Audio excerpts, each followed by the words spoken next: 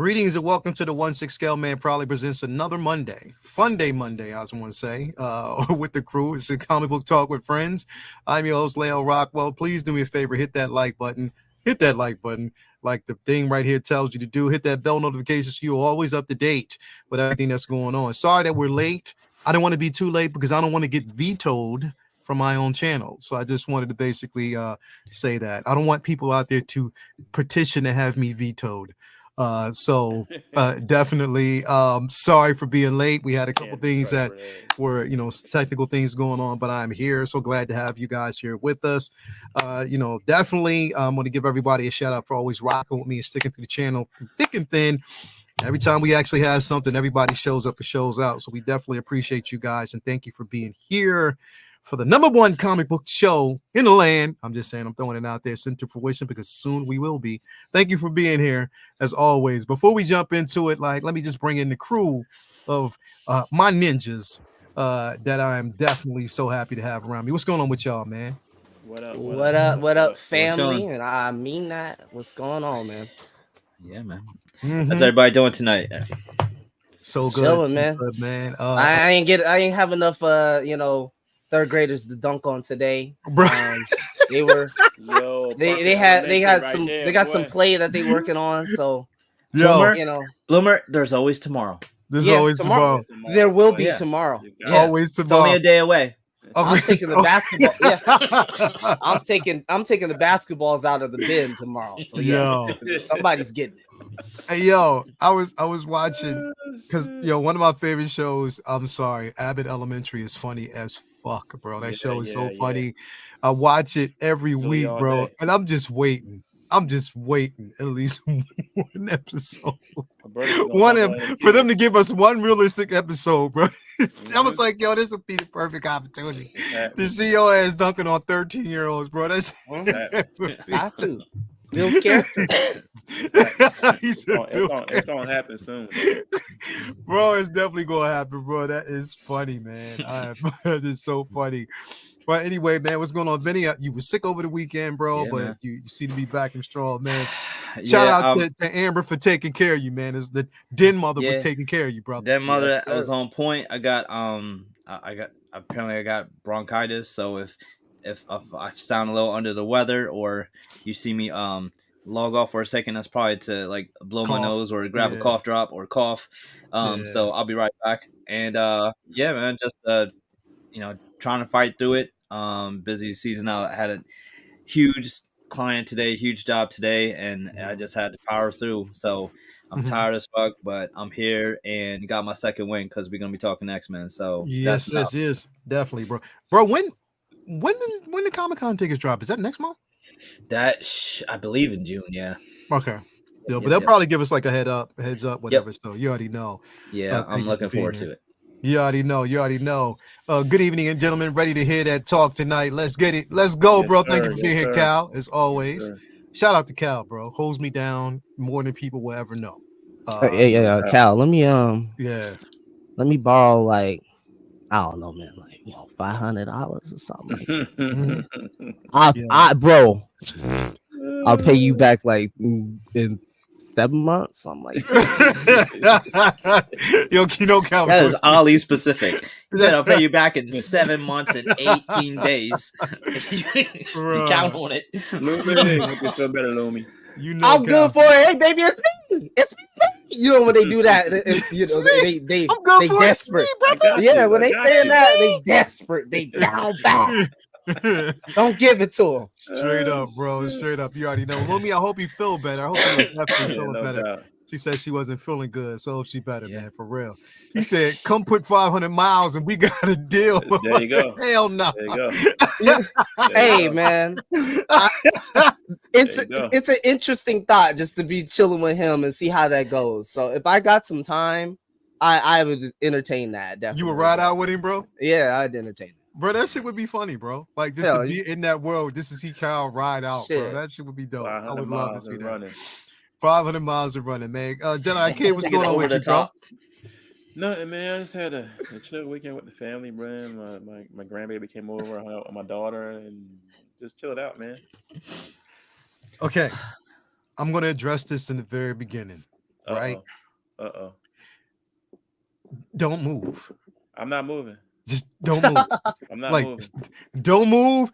Mm-hmm. That internet got to be strong tonight because we got a lot to talk about. Oh yeah, a lot of shit to talk about tonight. Yeah, take off anything magnetic. Listen, Cal said drive. I mean drive. Shit. I called the president of He Spectrum. said, put it down. What'd you say, bro? I called the president and said, have my shit locked down tonight. Yo. Word. You already know. You already know, me, man. Thank you for being here. Thank you guys out there for being here. Before I address anything with you guys here, definitely want to give a shout out to the places where we get these figures from, like we always do each and every day. At least some of us. I'm telling you, it's growing. The community's growing. And if you're looking for them figures, shout out to my man Ray over there at Underground Figures. All day, every day, Ray. That's what I call him when you're looking for it. He got it for you. And if he ain't got it, he'll find it for you. He is such a pillar in this community, always looking out for individuals. Again, no NRD, full transparency when it comes to shipping and handling. On top of that, he responds in a timely manner. Make sure you get over there to his channel as well, or his group as well, or his page, that is. Become, and actually just the homepage, just to get information on steals and deals. On top of that, sign up for the newsletter so you will always up to date, because they'll send you something out to let you know what's coming, what figures are coming soon. So you want to be up to date for that. Shout out to my man Ray over there at Underground Figures. I definitely want to also give a shout out to my man Ray from Hawk Wars Toys. Ray is always coming through for folk. Not only do you get the actual figure that you're looking for, but you get a comic book, a sticker to boot, because he's definitely always on point. Again, Ray, I'm gonna need that Mace Windu, man. The timetable has been moved up. Mm-hmm. If y'all didn't see on Sideshow, the motherfucker that y'all said has the horrible head sculpt, that shit is out of stock. It's on waitlist. Is it waitlisted? Yes, it is waitlisted. So, Ray, I'm gonna need that. Are you for real? So it finally, so people were waiting for that thing to hit before. That was super quick, bro. They saw the pictures, they saw the videos, and they're like, "Yep, I'm jumping in." That's what I'm just assuming. Let's see here. Wow, it has waitlisted, bro. That is incredible. It's about goddamn time, because it's been sitting there for the longest time, and y'all waiting to get it now. It's about time you put some spec on this motherfucking name, man, for real. So that is crazy, bro. That is crazy. Ray, get me a comic, Mace Windu comic to go along with it. So that's why I don't feel so bad. Hell yeah, bro. I can't believe we're finally getting this dude, man. Finally. It's been forever, bro. Like, after the longest time, bro. They've had that head sculpt since the first freaking Avengers, man. For real, bro. Hell yeah, crazy, bro. They definitely have. But yeah, man. With no scars and no patch. Hell yeah, man, definitely. Also want to give a super shout out to my man Watch Your 6 over there at Comic Relief and Comic Collectibles. If you ain't got it, he'll get it for you. 1/6 scale, 12 scale, quarter scale, anything you're looking for, as well as comics. Go over there, hit him up, and he'll definitely take care of you, like he always does. And also, finally, I want to give a shout out to my man Brian Wong over there at Maju Case, Maju Space. If you were looking for a beautiful display, hit him up, and he'll definitely take care of you. This piece right here, that mono, will be coming home soon. I cannot wait to get this, bro. This thing is fire. So shout out to Brian Wong. I told him once I get it, it's adjustable and everything. Once I get it, I'm going to definitely do a review for him, because that piece is phenomenal. So definitely shout out to him as always. So yeah, man, I just want to give a super shout out to them. And I want to actually also shout out everybody out in the chat. Who we got? We got my man Pedro Lopez in the building. You know, that Billie Eilish picture. He's too That's all in season, man. Billie Eilish just dropped a new album. Yes, yep, definitely she did, bro. All caps. Season now. Yeah, definitely. We got my man Chris of Deadpool will be a hit. Getting tickets in LA was a nightmare. Yeah. It was easy here. We just got tickets like that. Hell Where are you going to see that at? The Chinese theater or something? Like, you probably going to a big spot, maybe. Yeah, Charlie, you gonna say mono is the new DTOF? Yeah, I bet you it is, bro. For real, bro. It is, and especially for people who love DTOFs like me. We got Malika Mabane in the building. Thank you for being here as always. We got my man Mahler 2745 is in the building. Thank you for being here. My man Charlie the Unicorn is in here. Thank you for being here. Yes, we got Devil Dog in the building. No Spectrum tonight, guys. I called him, bro. I called him. Don't worry, I called. Yo, he is too funny, man. In Florida. It's hard out here in Florida. You already know, man.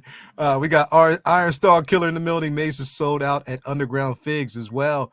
Yeah, it was selling out. I had to hit him up for a secondary one a couple weeks ago. So glad I was able to grab that. We got the Booty King in the building. Dockinator the Booty King. What's going on with you, Dockinator the Booty King in the building? You know, always his duty to please that booty. Anyway, thank you for being here as always, brother. We got my man, the DA is in the building. Shout out to y'all. I listen every replay when I draw. That's what I'm talking about, bro. We definitely appreciate you, man. As always. We got Philip the Fool in the building. Thank you for being here, my guy. As always. We got my man. Well, you know, we got Low Key in the building. We got who else we got in here with us? We got this lucky motherfucker right here, bro, who always, what's up? Bro, Cairo, man, he got the luck of the Irish for real. Always getting the pieces, man. Thank you for being he got here. the command. He got the 2-piece on Friday, right? He went 2 for 2. Yeah. Louis Guest with you said you really are a funny guy. Yes, I am, bro. Yes, funny I how. am. Funny yes, how. I am. Yes, I am. Oh, easy, no Diddy. Definitely. Who else we got in here? So Luminar is in here. Thank you for being here, man. I hope you feel better.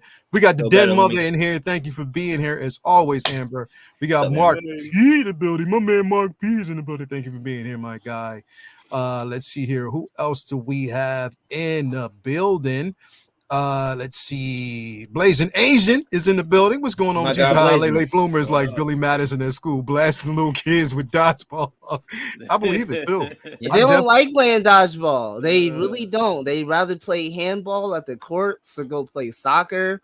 You know, a few of them play basketball. Man. You know, those are the ones, you know, that I'm going Jokic on them. You gotta dunk on them. They don't want to play dodgeball, dunk on them. Oh, man. We got Striker 47 in the building. What's going on with you, my guy? No more. I think the exclusives are done. We'll probably get like a reveal release tonight, but we'll see how that's going to go.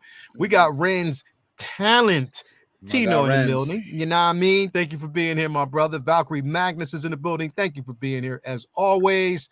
Who else do we have in here with us? And we got the guy Bobby D. Bob Dylan, the GOAT, is in the building. You already know what time it is when Bobby D is here with us. So definitely thank you for being here always and every day. Before we dip in, I'm going to ask y'all a question. This is an off-the-cuff question. I'm going to ask this because I saw this video earlier today. This guy, I'm going to see if I can find it, right? And I'm going to play it for y'all, but I'm going to ask this question while I'm looking for it, right?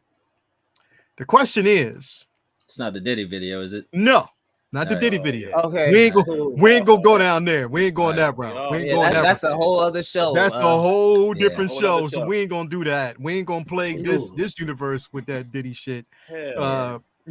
My question is, because I saw this earlier, and I want to know, who do you guys feel is more? Hold on. Whoa. What you got? What you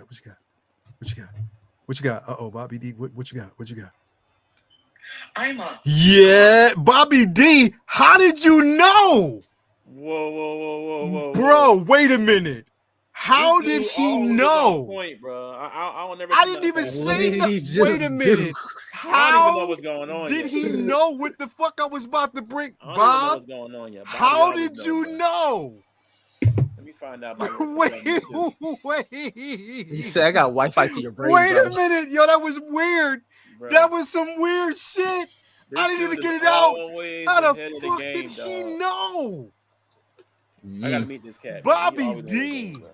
Oh my God, that shit's scary. That was scary as shit. He is all. Yo, Bobby, what's the lotto picks, bro? Word, hook me up. Bro, I'm gonna pull this up here real quick, right? Hell, Bob be too busy. Damn, that scared me. That was some scary shit. I don't know how he knew what I was just now thinking, bro. And I didn't even say it to y'all. Like, Bob, that's scary, bro. That's scary good, bro. Well, shit. I'm keep me in suspense much longer, man. Bro, hold on. I gotta find it. I gotta bring this up, bro. God, that was scary. That's hilarious. That was really scary, bro. Like, okay, let me bring this up. Okay, I'm gonna bring this up real quick, right? Okay, all right. So I'm gonna play this, right? Mm-hmm. And when I play this, I need to get. Hold up, hold up, hold up, hold up, hold up, because I can't. I'm trying to see if I can. I'm just gonna pull it up, right? And I'll play it, and y'all tell me what y'all think, right? Hold on. Damn, Bob, you scared the shit out of me just now, bro. You really did. That shook the shit out of me because, bro, like, I don't know how he knew. I do not know how he knew. Bobby be on point. He says, bro. I see all your payment plans. Please stop. Would be on point. So, all right, do you see this right now? Okay. Okay. I want y'all to listen to this and tell me what y'all think after, and then I'm going to ask the question. And here we go. I'm a Star Wars fan. Of course, I'm going to say I'm a Star Wars fan, but I'm going to take this thing that's full of fun and adventure and turn it into a toxic environment. I'm a Star Wars fan. Of course, I'm going to say I'm a Star Wars fan, but every time something new comes out that is Star Wars, I'm going to complain about it and be like, man, they should have stopped making these years ago. And I'm going to be very unhappy, even though I just told you I'm a Star Wars fan. I'm a Star Wars fan. Of course, I'm going to say I'm a Star Wars fan, but then I'm going to demand something be just like the originals, but then be upset because it's too much like the originals, and then demand that it be different, but then be even more upset because now it's too different. I'm a Star Wars fan. Of course, I'm going to say I'm a Star Wars fan, but every time a new character is introduced into Star Wars, if I don't like the character, instead of just being like, didn't really like that character, I'm going to find the real life actor and make their life a living hell. I'm a Star Wars fan. Of course, I'm going to say I'm a Star Wars fan, but this video is going to trigger me, and I'm going to post a lot of hateful things in the comment section, attacking everyone, which should really make me think to myself, am I really a Star Wars fan? Okay. So, I wanted to ask this question, Bob. I don't know how you did that, bro, but I'm still shook. So, here's my question. Who is more, and I hate to use this word, but in the sense of who is more toxic? Star Wars fans, DC fans, or Marvel fans? Whew.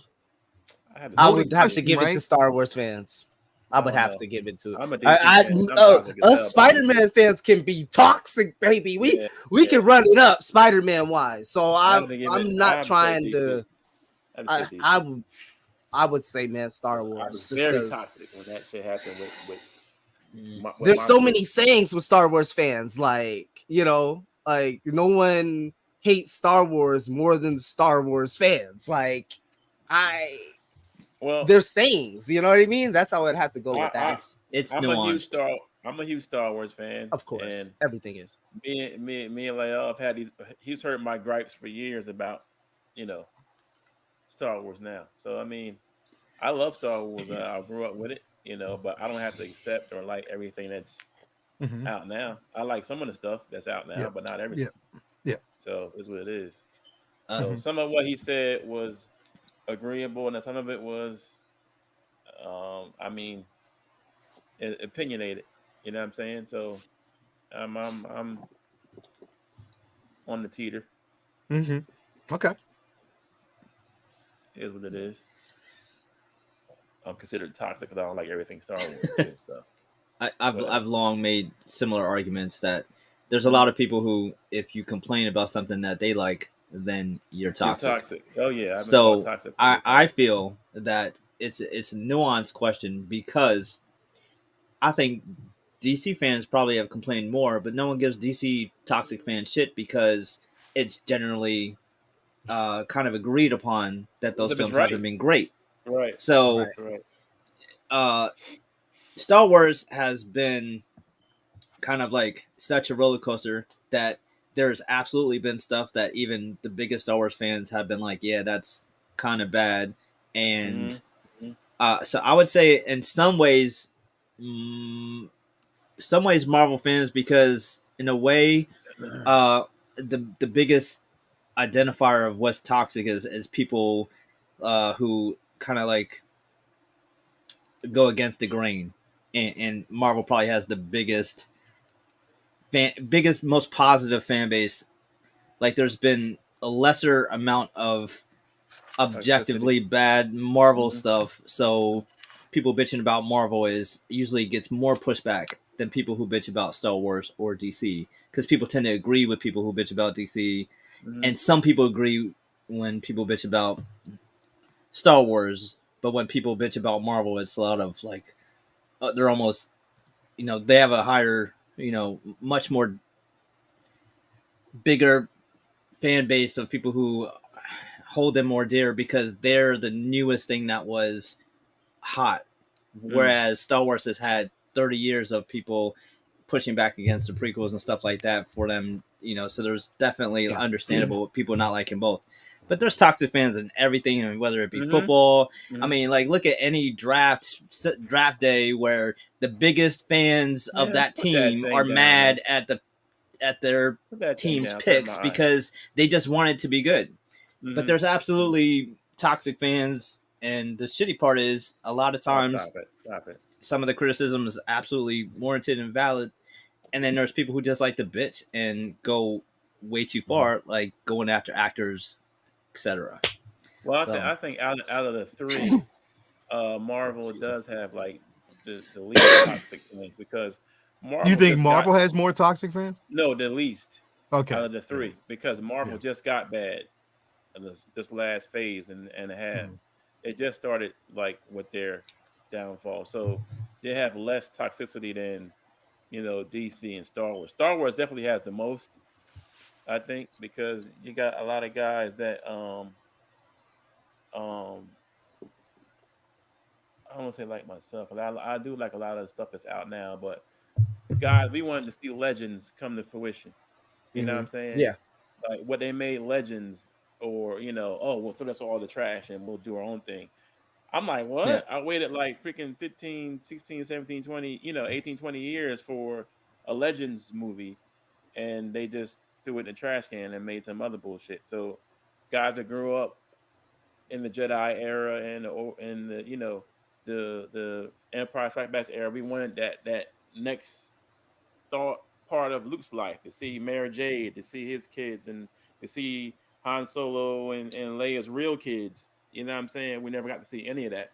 So those guys are naturally going to be pissed off about this new era, and there's going to be a level of resentment there. Right. You can't blame them. Yes, that's because I want to hit on the point that Jedi made and Vinny made, and of course Bob had made the comment in the chat, is that this is Star Wars is multi-generational. And I want to attach my story to it because, for those who don't know, I was born in 94. And so the first Star Wars movie came out when the first Star Wars movie that was, coming out for me was the Phantom Menace. That was 99, right? Yeah. 99, 2000. And I remember loving that growing up, right? Loving the prequel trilogy. And then maturing was finding out that there was a whole large contingency that fucking hated and reviled those movies. I don't understand that, bro. You know what I'm saying? And so for me coming up, it felt like what I liked was fraudulent, and it was put to me, like, in a sense, not saying like people are saying this specifically, but the experience that I was feeling and getting from the discourse about those movies just made it feel as though I didn't belong, or I had to go and like the original trilogy to really feel as though I could say, oh, I'm a Star Wars fan because I like one of those. But I mainly, my interest point was the fucking prequels. That's there's a lot of gatekeeping. Yeah, right. Exactly. A lot of gatekeeping. And we kind of just did that same thing. Us millennials, we did that to the next generation after with all of their movies, right? The sequels. Right? Think about it, because people your age now probably doing that to 5-year-olds watching the sequels and liking those. Yeah, and it's like, no, kid, you need to go watch this shit. Yeah, like you like you like the. I can't. What's wrong with me just liking something that my cousin's kids are about your age, and that really like kind of leveled me out with the prequels because that was their shit. Like they loved it so much, and it kind of put it in perspective. All right, like that's what George was doing. It wasn't for me no more. It was for them. Right. And that's hard as anybody in any generation to say to like here's something that was introduced to you, not carried on through you, but introduced to you. That's not made for you anymore. It's now for them, and you just gotta like love what you can get out of it and just accept what you can't, and that's fine. And I've mellowed out with shit like that. I've mellowed out with hip hop and worrying about what's for me and what's for the trap kids and all that. That's fine. It don't all have to be boom bap anymore. That's fine. It's some of it's for them. Cool. But the shit that's introduced now for them, they will eventually have it grown out of being for them and for a generation, 2 generations from now, and then they'll have the same shit. It's cyclical. It just goes round and round and round we go. And as you get older, you get less emotionally attached to shit because you realize like we just here for a blip, and it's not just about us. It's about all these different fucking generations of people. Everybody. And there's so much more money to get than my dollar. They're trying to get my nephew's dollar and his kid's dollar and my cousin's dollar. Like there's so much more out there that's just not for me, and that. I think that's where people become toxic, that they feel like every single thing that's put out has to be specifically for them. That's real shit, Louis. Yeah, that's real shit. Here's the thing, and I want to kind of touch on something that you said, Jason Jedi Kid, bro.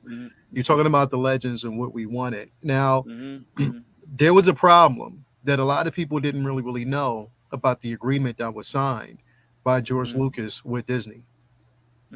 There's a lot of things that a lot of people didn't know, and if you actually do the research, there's a lot of people out there will find out the reasons why we didn't get a lot of that Legends material at first, because the agreement was Lucas Films, based on Lucas Films, Lucas Entertainment. The agreement wasn't based on at that time anything, because you got to also keep in mind that Lucas himself, after the sequels, after the prequels, anything else that actually happened, even if there was something that was created in lore, it wasn't with basically his blessing. He was just like, go ahead and do what you're going to do, but that's not part of my vision. You know what I mean? It wasn't at that particular point. So it was kind of hard because there's material that's out there, but the agreement had to be made. It took him a few years after the original contract was signed to get everything else. And this is why we're starting to see more Legends material. This is why we're starting to see more of that stuff sliding into some of the actual, streaming services, the streaming options. We see that more now because it took them a few years to build up. That's just like it was for like Marvel when it came to Universal, Sony, Fox, all that. When these things are distributed a certain way, it takes them a while to get it after. So this is why we didn't see a lot of that, a lot of Legends material, and why a couple of things weren't really mentioned. The idea and the original idea was to basically, touch on Han and Leia's kids, but at the time they didn't have it. At that time, so it's crazy. They didn't have it at that time. So to know how deep that Legend stories goes, it's to actually see the OP. I'm not mad at Disney for not getting Legends. I'm mad at Lucas because he could have did it when they were all still in their 30s. He just when I'm talking about Legends, though, I'm talking about in essence of the books, the material, the things that basically have now been made canon, then the way they can draw on that material. The idea, and even J.J. Abrams came into it thinking that he could use that material until Disney said, well, we don't have it right now. Because they had to wait. Insane. Bro. And that's the biggest problem that we kind of run into. But here's the thing, and I'm going to tell you why I think Star Wars is more toxic. And it has nothing to do with people who talk about agenda. It has nothing to do with people who voice their opinions about the material that they don't like. My single worst reason why I say it's so much more critical is when fans tell the creator that he's wrong. Oh, Lucas. Oh, yeah. When people tell George Lucas that he's wrong, that's what makes Star Wars a bit more toxic. Yeah, and I do it all the time. I definitely have my toxic moments because as a fan, I would have loved for him to have done the sequels at the time he did the prequels out of logistics. Like that was your moment in time where the actors and everything could have done it. Whereas in 100 years from now, they could have done the prequels because you didn't need any of those actors to be alive. And I feel like that's a fair criticism. But that's just my opinion.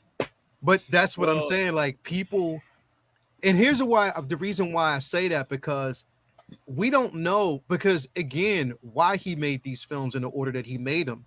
Wait, we do.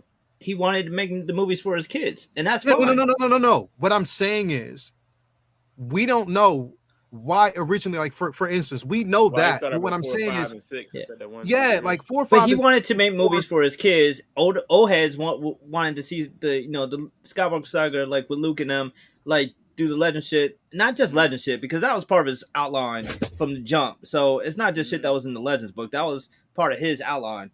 I think it's reasonable to feel like, man, I wish we could have got that. Now, do I sit here and like throw darts at Lucas's face on a dartboard and shit? Nah. I just wish it would have went another way. I've never been like, oh, he's ruined my childhood, or like I hate him. Like, you know what I mean? I just like, oh, it'd been cool if you did the sequels instead of the prequels and then did it that way. But there's people who take it too far, where like they hate the man. But this is what I'm saying. Everything he's done is discredited because they don't like the prequels. But this is what I'm saying. I'm saying this in reference to, all right, for instance, you being an artist, anybody out there who's an excellent artist, you have a vision on how you do certain things. You may not have incorporated it because, again, your vision was focused on one particular section of an idea, one aspect of an idea. But when if somebody comes to you, Vinny, and say, look, yo, I'd see that, but why didn't you do this? Or you should have did that. Or man, I would have loved to do that. I deal with that all the time, and I've had people come up and look at like the pieces with the robots. Why didn't you put Megazord in there? Yeah. Why didn't you put Gundam in there? Why didn't you put that in there? At first, I'd be offended. Like, motherfucker, you draw a Gundam then. Like, right. If you want to see it, then you draw it. But then I realized, as an artist, you create something, you build something, you make something. And then if you don't keep it private, you want to sell it, you want to put it out there to the world. Once I give it to the world, it's not entirely mine anymore. Yeah. Right. Now it's open to opinion. Now it's open to interpretation. It's not protected anymore. It's not sacred. It's not mine anymore. It's not private anymore. I put myself out there and said, like, look, here, look at the shit. What y'all think? You want to get some? You don't want to get some? I'm inviting the possibility that someone might come up and say, hey, why don't you have a such and such piece? Why don't you put this person in there? Oh, could you do this instead? And then I can't be like, I'm the creator. Like, how dare you? Like, I just like, nah, no thanks. Or I explain where I was coming from. And a lot of times, what starts off as criticism that I could be offended by turns into a fun conversation. Somebody might not even mean nothing by it. I might be like, okay, cool. A lot of people have asked me, how come I don't have like Gundam in this piece? Maybe one day I will do a Gundam, and then, so on and so forth. So I don't think necessarily that anytime somebody questions a artist's vision that is necessarily toxic, because people have their own opinions. And I feel like sometimes creators welcome that and be like, you know what? A lot of people really like this Luke character more than I thought. Maybe I will do, sequels with him instead. But you know what? Maybe I won't, because I'd rather just do these for the kids. Now, I guarantee you there's people who have like said some of these things to Lucas in a respectful way, like, and he'd be like, yeah, maybe I could have done that, but I just really wanted to make some stuff for my kids, but man, I wish I could have done both or whatever. It was just too much. And then there's people like, why the fuck didn't you do that? Like, I'm sure he's just pissed at those people, not just people who had any kind of opinion or 2 cents at all. Because you gotta welcome that somebody's gonna have 2 cents. No, but here's the thing. Let me say this real quick though. But here's the thing. To prove a point and to prove what the dude said in his video, right? Yes. Lucas did what he actually did for his kids. People were like, well, we want to know the beginning. We want to know how it got to that point. You introduced us to Anakin Skywalker. We want to know that. Give us that. Right. And when he gives it to you, you tell him that his execution was wrong. That's baffling to me, bro. It would be a maddening position to be in. That is the problem, bro. Like, I'm trying to listen to you guys, and he gives it to you, and that's his vision. Bro. He introduces midichlorians, which people bashed him over, but it was his idea. You wanted it. He gave you the build up to it. But even when he gives you exactly what you want, you tell him that's not what I wanted. Bro, you fucked it up. I don't get that's the problem. Bro, that used to drive me nuts. When that movie's first came out back in the day, I went to see all of them. I remember I seen one. I was in Germany.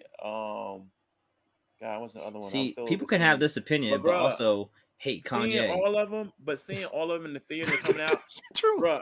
I was freaking excited. I was happy with all of them. I got to see the Clone Wars. I got to see.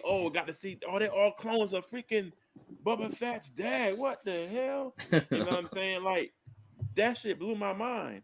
And then a day or two later, oh, that shit was dumb. And I couldn't believe it, bro. They were all one guy. I'm like, I couldn't. Clones. I couldn't. And that's what I'm saying, bro. Like Marvel is riding in a certain space because number one, it is honestly but they're riding fresh off of the cinematic universe because again, for this version and this interpretation of the Infinity War, the Infinity Saga was something that was fresh. It was a buildup. We had never seen anything like that before, where we were building up and the connective tissue. How cohesive they made the actual story. Right. We especially in the Marvel Cinematic Universe, bro. I forgot to even. You know what? The one thing I did forget to throw in here as well is Lord of the Ring fans. We'll talk about that some other time. Oh, that's another. Monster. That's another motherfucker. That's that right there, bro. Woo! You can't put them in it. I think it is what I'm saying, bro. Like, bro, it's crazy that Marvel is more. I think fans are more forgiving when it comes to the Marvel IP. They're more forgiving in that space, right? Especially now, they're more forgiving than a Star Wars fan, bro. A Star Wars fan, they wouldn't, bro. Where's Tom Bombadil? Yo, I read those books, man. If he was in that shit, they would have hated it. Damn, bro. Like, I read those books and get his ass out of there. That shit would not have made sense in that movie. Where's Dash Rendar at? Where's Dash Rendar? Bro, no ask about Dash. No, but and that's what I'm saying, bro. Like when we even right now, like people who are talking about the, when we're going into the the Arc of Mortis, when we're talking about this right now, we're talking about where this could actually go, the father, the son, the daughter. You know what I mean? If we talk, people really have to understand how that works. And I got a feeling that even if Dave Filoni gave it to us, people would hate it because it changes a lot of what they think and a lot of what they know. So that's what I'm saying, bro, or what they think they know. It's just I brought that up because I was thinking about that even like earlier today. I was watching like even some comic book pundits, bro, talking about, it was a mixed type of situation where people were talking about why everybody's putting so much emphasis on Deadpool as a film. You put more, and what's going to happen if that shit fails, bombs and all that, what you're going to say then? There were other people that were basically supporting it, was like, yo, nah, it's not going to bomb. So you already have that divisive type of energy towards a film that nobody still has seen yet. But this is what I'm talking about. It's already, the buildup is there. Bro, I even saw, you know what, this is crazy? I saw people who, and I didn't even know this, but after the season finale of X-Men, I didn't know that there was a community, a very toxic community that we're talking about. Was mad as hell, dog. Who? People were mad as hell about that ending. Yeah, there were some people that were really upset about it. I'm like, what? So, bro, I think here's what I will say. A lot of that shit right in the comic book. In fandom in general, bro, when it comes to the things that we love in this space, pop culture, bro, every IP, no IP is safe at the moment. None. It's not. None. It's not really safe at all. Not even Ghostbusters. Not even Ghostbusters, bro. You asked for the old school Ghostbusters, they gave them to you, and they hated that shit, bro. The second movie, they hated that shit, bro. The movie was good. I don't know, bro. It don't matter. It don't matter what it is, and this is why I think like even some like artists and people who actually have, they like, nope, we're not doing sequels on shit. I don't want that. Nope, we did it. Not that we care, but there's like a 2% of people out there trying to talk shit about X-Men 97. There's like 2%. I mean, there's anywhere and everywhere, bro. There's always somebody that has complaints. I only had one small microscopic gripe about. We're gonna get there. We're gonna definitely get there. We're gonna get there. Other than that, it was perfect. It was perfect. So the only thing I've seen is people trying to battle X-Men and Invincible, pitting them against each other. Like, and I'm like, what are y'all doing? Like, you can watch both, right? Completely different tones in worlds. Way different tones in worlds, bro. Like what are y'all doing? You didn't put them in the same. I don't. And now I'm telling you from the person, from the mind of somebody who's now read a great deal of a quarter of the issues that are available, and also have watched everything they have put out visually. Yep. And I'm gonna tell you right now, those two worlds are completely fucking different. I don't even know what is like. I can't even name 5 things that are the same, other than people got powers and shit. And it's the government. Completely different, bro. Did you get the Nessa yet? The Nessa part? No. I think that's going to be. I have to finish my compendium. I think that's going to be in the second compendium. It's going to take a while to get there, bro. I'm like at issue 30. It's going to take a while to get there, bro. 33. That it's definitely going to take a while to get to that I can't wait though. I'm about to buy the next compendium soon. So y'all I didn't say nothing. I didn't spoil it. I just asked. I appreciate you. I appreciate you. Thank you. All right, so I want to talk real quick. I just wanted to have that quick discussion. Just to see what everybody thought, but great discussion on that. That's real. That was some real shit. It was a real discussion. I like the meta part where he was like, "You gonna bitch about this video?" Like he seen that shit coming. Yeah, he seen that shit, and you know what? They did. If you read the comments, of course, they did exactly what he said they were going to do. Because it's troll bait. Yeah, bro. It's troll bait. They took the bait. They let him up. I was like, this motherfucker knew, and that shit was fucking funny how it happened, bro. But it is what it is. I want to bring this up because definitely we're going to talk about this guy right here. This is Cam Smith, not Cam. I ain't getting that shit at Cam. But this is Cam Smith. Yeah, not Cam's collection. This is Cam Smith. Cam. Happy birthday to your baby, Cam. Happy birthday to the baby girl, Cam, as always, brother. Yes, when we talk about Cam Smith, and like I said, I wanted to kind of round out the discussion of X-Men 97 with someone who's had some incredible runs in art in the X-Men. Cam is legendary. You basically have. He, again, had some of the most prolific covers that you'll actually ever see, but definitely an incredible artist. Creator. Again, his hands have been in pretty much everything. But things that you probably, again, we always talk about this. A lot of people have these comics that are done by these particular artists, but they don't really realize that they do. And some of the most iconic visual, just incredible pieces. Vinny, we'll start with you, bro. Cam. Well, Cam kind of goes hand in hand with one of my Mount Rushmore guys, Gary Frank. Yep. He was Gary Frank's anchor. So he and Gary Frank made such a dope collab that he got an Eisner nomination for his work when he jumped on the scene in the UK. And he has been on fire ever since. He followed Gary over to work on Supergirl, on Gen 13. He did a lot of like X-Men work. I believe his first Marvel comic he did with Gary was with Peter David on Incredible Hulk, and together they did some amazing work on Incredible Hulk because Gary and him would like their version of Hulk was really different because we would see a lot of Dale Keown and like McFarlane, and like they followed all those super hyper detailed guys with one of the most clean artists, Gary Frank, and you just had this like clean, streamlined Hulk, and it was just such a different look for him. So that was like super appealing. Gary and Cam's work on Supergirl was fire, super clean work like that. This motherfucker is clean, like clean lines. Just Gary Frank and Cam stuff was amazing, and I don't know why it works like this. It just kind of does, but his work solo is really sharp too, and it's very similar to Gary's. Like it's really good, really clean.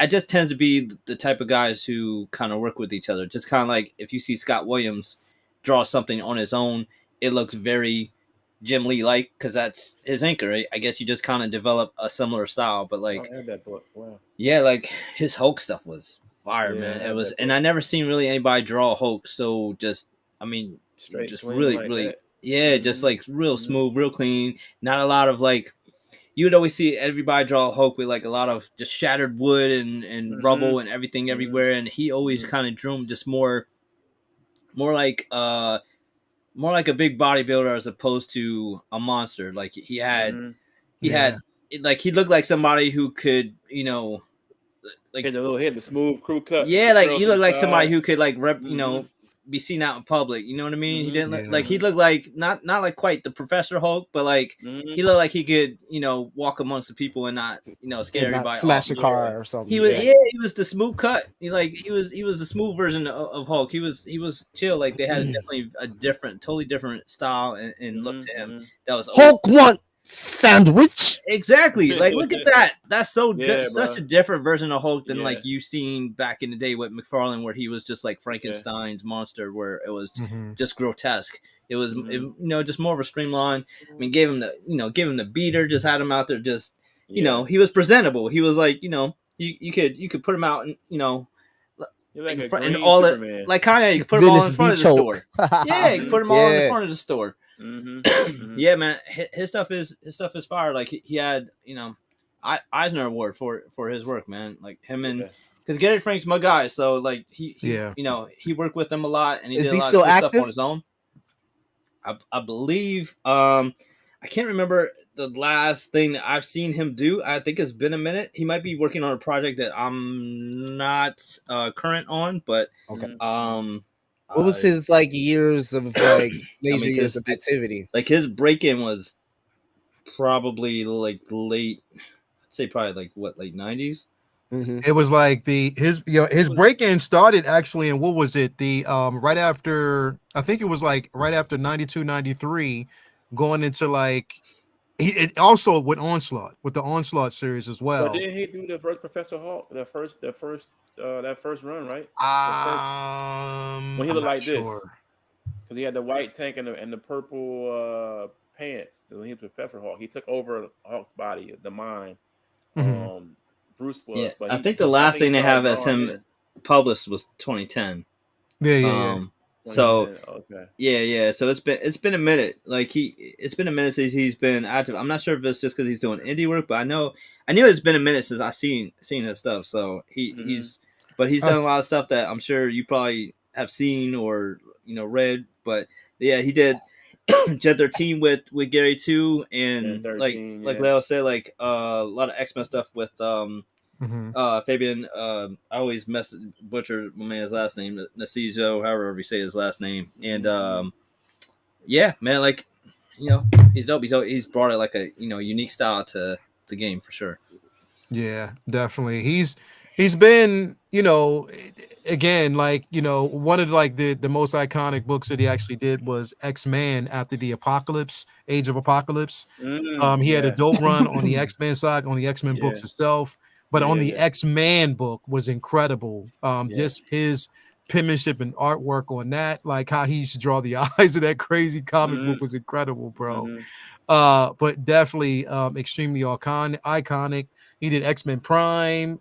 It was the one that he actually also did when he collaborated, I think, with Paul Smith with Kitty Pryde. It was a couple of different ones that he's actually done, but he's been incredible, bro. He's definitely had an incredible run historically. Definitely in comics. I love this version of Rogue. Such a dope cover. Yeah, bro, it is extremely dope, bro. But yeah, he's definitely pro. This one right here, I had that pulled out. Yeah, that definitely. See, y'all got me last week with this shit. Okay, you got me last week. Yeah, I went out and got. That's a great book, bro. X-Men number 24, 1993. Also did a recreation with the So Toys Gambit and the So Toys Rogue over on Figure Fest Friday. So if you are in that group, go check that out. So Kim, he's definitely Charlie. Yeah, he's inked some stuff for Brian Hitch on Fantastic Four. Oh, okay. Yeah. Okay. Yeah. The coloring and the style is just, you know, it's nothing short of just fantastic. That's one of his from Fantastic Four. That's inker on that. So yeah, he's done some stuff. He's been, I mean, Look at Storm down there. I had that Hulk run though. I had that Hulk run, that the one that he did with the Hulk, that Professor Hulk one. Mm-hmm. I think I have the first 10 books. I think maybe 10 or 15 from that run. Mm-hmm. Man, I got me back on the Hulk, bro. Cause he looked like he was talking in fucking sentences for a change. You know what I'm saying? Like a normal dude, because I hope they do an Ultimate Hulk. I don't know what's going on with the comic, the current like Hulk comics, but I would love for this Ultimate to do a Hulk. Man, I'm not sure if he died before the maker redid or whatever, but it would be cool. Yeah, definitely, bro. But yeah, man, you already got your boy Cam doing some big things. Great artist, incredible artist. You know, so again, I think that's our first anchor. What you say? I think that's the first anchor we've had on here. That's what's up. Oh, for real? Yeah. Very first. First. Wow. Yeah, definitely very first. I want to bridge off of this real quick though. I want to go into something else because this man got some fucking basketball hands. You see this shit? What the fuck? He got some drawer fingers, man. That's Reed Richards, bro. That's Reed. Right. That's Reed, yo. He got some big ass hands though. He do got some big hands, bro. Dang. Ren's Talentino fingers or something. Ren's. Yes, sir. You got the long Ren's fingers, bro. You ain't winning the slap game with him. We get knocked out. He is Clint Eastwood if he got a draw from the hip. It's over. Yeah. So I want to bring this up because phone home ass fingers. I want to bring this up real quick because there are some mixed feelings about what I'm about to bring up right now. Oh God. Because here the one thing I do want to say is, like I said, it's a new from the ashes. You know that's going to be a run that's coming up from the X-Men, the Avengers, and everything. But what's happening is Storm is getting her own book. All right, so she's going to actually get her own title. But not only is she getting her own title, Storm will officially be joining the Avengers. So she's going to be a part of the Avengers team. Yes. Yes. So she's going to be, it's the new beginnings. So she's going to be a part of the new of the Avengers. Now, here's the thing. The synopsis was drop already? This drop already? Not yet. Not yet. It's coming. Not yet. It's coming. It's coming. Wednesday? It's supposed to be coming because from the ashes. This actually comes after the Krakoan era because they're rounding that out right now. So you see Iron Man, who still has his Mysterium armor. You see Scarlet Witch, who now is the Darkhold right now. So it's no longer a book. She is the Darkhold. Every ounce of power the Darkhold is she only in eyes. her. It's lit. Exactly. She is the Darkhold. So definitely so what they said was they wanted to basically match it. They felt as though as great as Storm's, as great as she is as an Omega level mutant, they needed to basically put her with heavy hitters so you can see how she gets her shit off. They said with the X-Men, you needed to branch her off and put her in more. And here's the thing. There were a lot of people who were upset about it because they were like, why are you just taking her away from the X-Men? No, they're not. It's not even that. They did the same shit with Wolverine. They did the same shit with Beast. They did the same shit with a Hope. So no, it's okay that they're doing it. I definitely want to see that, but she knows where her roots are. Right. But this is going to be incredible. I cannot kind of wait to that is just such a fucking hilarious criticism. Like, yeah, bro. Like Wolverine wasn't on 17 teams at once. Exactly. Alpha Flight. And literally in the last episode, Professor Xavier's like, you guys been graduated. Like, bro. when have you ever read an X-Men comic and Wolverine wasn't there and somebody was like, oh, he hanging with the Avengers? No, he was right fucking there. Dude. Yeah, bro. Wolverine and Hank, they've been on mad teams. Bro. They've been on mad teams, bro. So they never take him off one team to put him on another. So it's not like she can't be in X-Men because he's in only Avengers right now. Bro, Wolverine is the only person I know that's been on multiple teams and ain't get paid. Never. Never paid. He's just there for the blood and carnage, to be honest. Oh yeah, bro. And Gene. Yeah. That's like people mad he showed up to a Magneto fight. He don't give a fuck. He shows up wherever there's a fight at. Wherever exactly. He's gonna be there. It's definitely where's the fight. But this is awesome. He's a firefighter. He go wherever the smoke is. She's getting her own run. She's definitely getting her own run, and it's about time because Storm is getting a lot of love lately, bro. Blazing Asia said, "Shit, I think I was even on the team with Wolverine." Everybody. All right.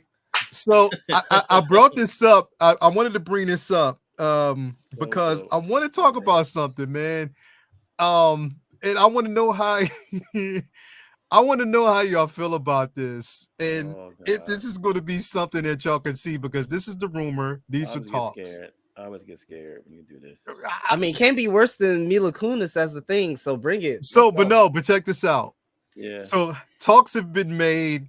Apparently, it's out there in the opus. A lot of things in communication that she's already had these discussions with Marvel. Oh shit! Can you guys see Janelle Monáe as Storm? Can you? Oh my god! Really? There's so many better options than Janelle Monáe. I'm still rooting for my girl Kiki. Come on. Wherever her agents, they need to start pumping out some so many propaganda, options, bro. Like she don't have the accent. She don't have it to me, bro. Halle Berry didn't have it, and I mean I didn't enjoy her as Storm, and whatever, but she don't have it to me, bro. It's so many other actors. What's my girl's name? We just talked about her. Oh my god, what's her girl's name? We just talked about her a couple of weeks ago. And I think the other girl that played the other Storm, like I don't even know if we had enough screen time to figure out if she was good or bad, to be honest. Yeah, but with her, like the Age of Apocalypse. Yeah, that's not Aurora either, bro. Like, yeah, that's some other chick. I don't know who that is. Like, that's not her either, bro. Hold on. You find that damn picture, man. We just talked about her. This is a big fat no from the culture. That's we love Janae. Not Storm. Vinny, I know you're a Janelle Monáe fan like I am too, but what are your thoughts, bro? No. Is Vinny here? He there? He contemplating. I was muted. My fault. I was muted. Yeah, he was monitoring. I monitor situations from time to time. One of the things I also monitored was the rollout for her last album. She must have flashed her titties more times than mad time. More times than I could count, and maybe Disney would be like, you know what? Let's just put her in. Not the time for what we're going for. So that might have all the attention that got her album might have got just distracted her from getting this job. I don't know. I know that there was people who like to roll in what's the joint she just did with Daniel Craig and them on Netflix. She was movie. The Clue movie, the Onion, Glass Onion. Glass Onion. Yeah, she was cool in that. She was good in that. The one in the I feel like I would rather my homegirl from American Gods. I'd rather Yetiti. I'd rather her.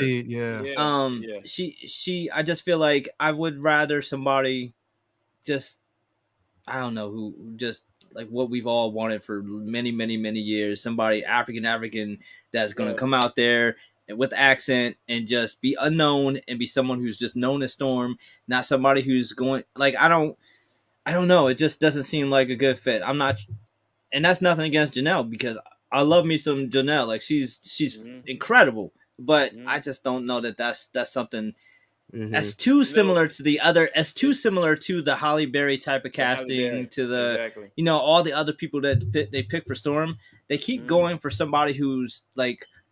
They don't need a face in there. They just need. That's what they're going for. Like, let's just find like the prettiest black girl we can because that's all that matters to the role. Is this? She's a pretty black girl. It's like that's all that they can think as far as they can think.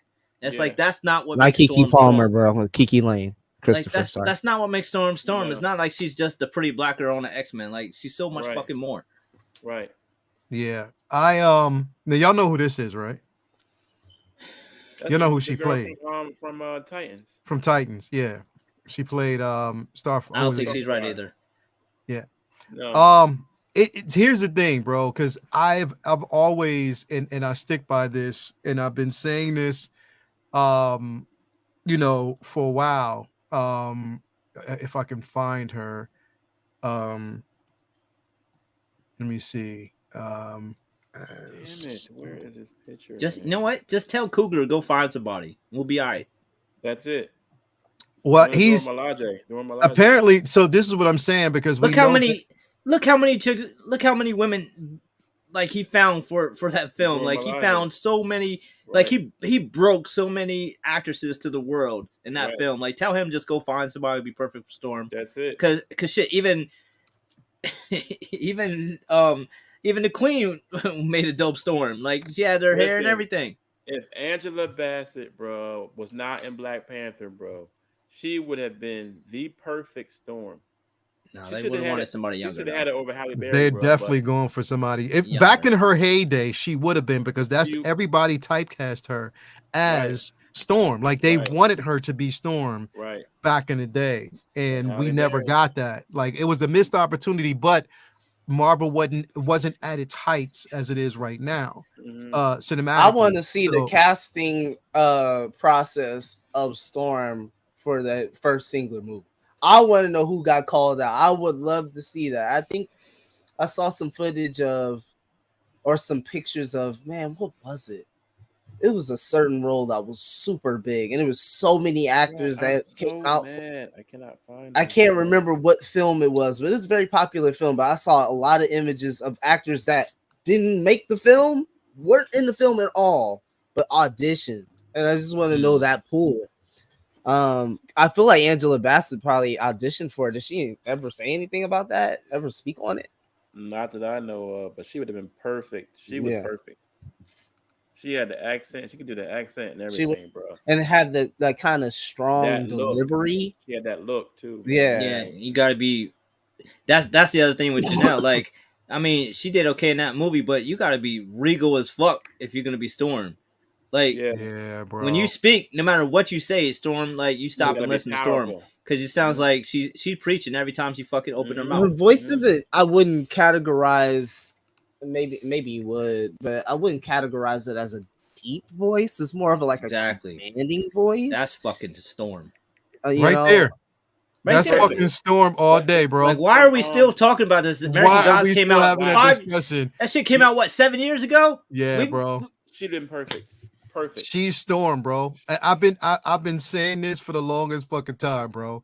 She is Storm. She is the perfect Storm. She's been Storm for years, bro. Since the very first time I seen her in American Gods, I was like, "Yep, that's a wrap. That's her.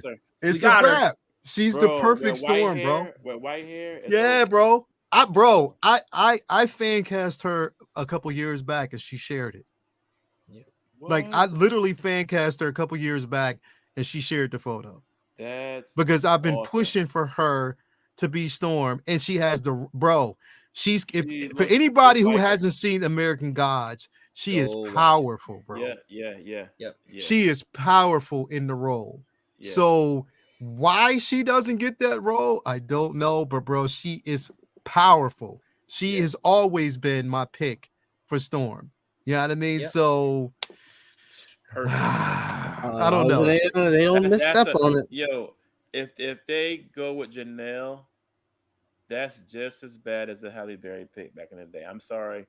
Big Halle Berry fan, lover. It's like they're going after, like y'all been saying, they're going after the name. They're going after the face. They're going after somebody who's known. And I'm like, bro, like that's what made, and to harp back on Star Wars, that's what made the originals in, pretty much the OTs successful because they were no names. No names. Even the early days of Marvel. The early days of Marvel. Right. Like Chris Evans was not a household name. No. Chris Hemsworth was not a household name. Hugh Jackman wasn't. Jackman, like, I don't know. I mean, I feel like they should fucking know better. I don't know why. I don't know why it needs to be said. No, Harrison Ford was a carpenter on the set. He was a carpenter on the set, bro. When he found him, dog, like that's crazy. He was in American Graffiti first. I mean, like X-Men isn't some niche film that they have to try to attach a big name to get people to want to go see it. Exactly. You could make the entire cast unknowns, and you're gonna go see it off. Let us grow with them, right, motherfuckers. Right. Damn, especially because, like, I put that money in the fucking effects budget. Like, don't spend all your budget trying to get these big celebrities to get people to go.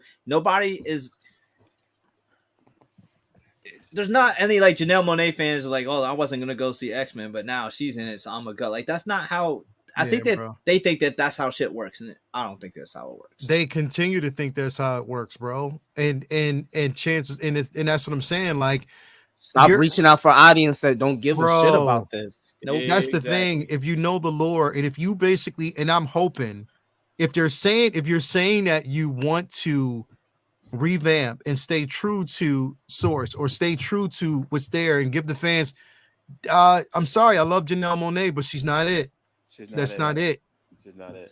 That's not it. That's not the space to be in, bro. Because, again, when I picture Storm, I picture this woman right here. I always have, and I've been posting. You know what I mean? Just Vinny, just as much as we've been talking about, Adam Brashear and who we want to see play Adam Brashear on the big screen. Oh my god! I've been pushing this, bro. Marvel, let's go. You know what I mean? Like, let's go, bro. Let's go. Overdue. It's right there. And the thing is, he's the right age to play it. Mm-hmm. I'm telling you, it's probably going to be Blue Marvel to bring back our girl that disappeared in Marvels. No, I'm gonna tell you this: we ain't gonna see Blue Marvel on screen. Never, bro, never. He's too OP. He's too OP. And guess what? Look. He's everybody on this fucking panel knows why. We all know. Yeah. He's too OP. If you know the story, you know why. He's too. We all know why. There's a reason why they don't want to recast T'Challa. Right. He's too brown. He's too brown. This is true. We can only have one male black in here, man. Listen. Any superhero that could pimp slap the Hulk in the outer space and kick the Century's ass without sweating and beat up every Marvel hero he can probably just he's the real Marvel Superman, to be honest with you, but he's the wrong color.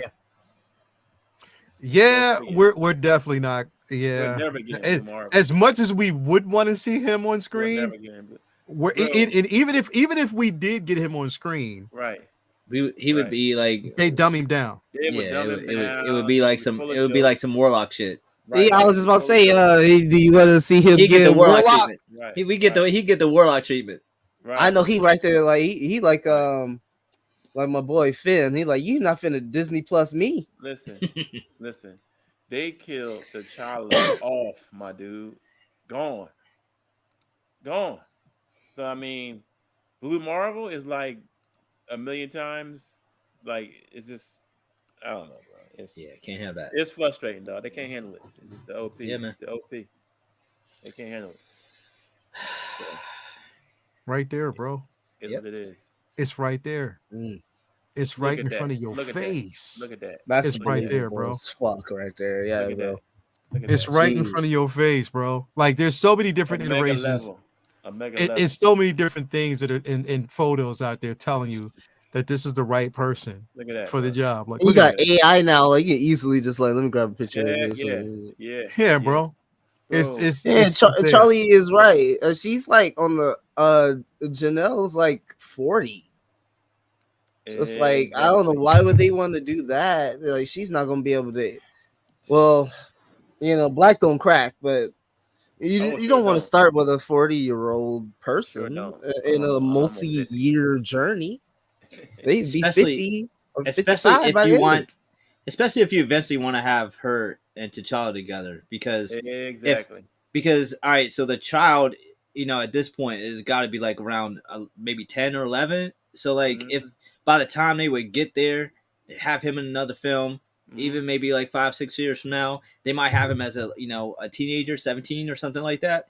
So it would be obviously way big age discrepancy. So like if we have the young actor who played him in Wakanda Forever be him as an adult, we're talking years before we ever see an adult T'Challa on screen. They're not going to cast a 40-year-old as Storm. And they kill me with. Well, they shouldn't, I should say. Right, but they kill me with using the excuse as, oh, we're respecting Chadwick's wishes. We're respecting Mr. Boseman's wishes, and we're going to kill off the character. What? Are you kidding me? This guy didn't even let y'all know he was sick while he was filming, because that's how much he loved Black Panther, and he wanted the character in the movie to go on even after the fact that he was gone. He knew he was going to die. But Yeah. you know, it was Yeah. turned and flipped, and you know what? The strong black man was good for one movie, 1.5 movies. You know, that's all we needed. That's all we needed. He's too OP. He's too OP. He wasn't even overpowered, bro. Like they didn't give him all his power, like even in the movies, dog. So it's like Yeah. unbelievable, dog. Like it's oh god, I can't wait to talk about X Men. We about to talk about that right now. I just wanted to I kind of can't switch wait. it in there. We're gonna switch over to that. So X-Men Mm, 97 rounded out season, with the season 1, episode 10 that mm, dropped. mm. I just want to show something real quick because Vinny had me laughing my ass off.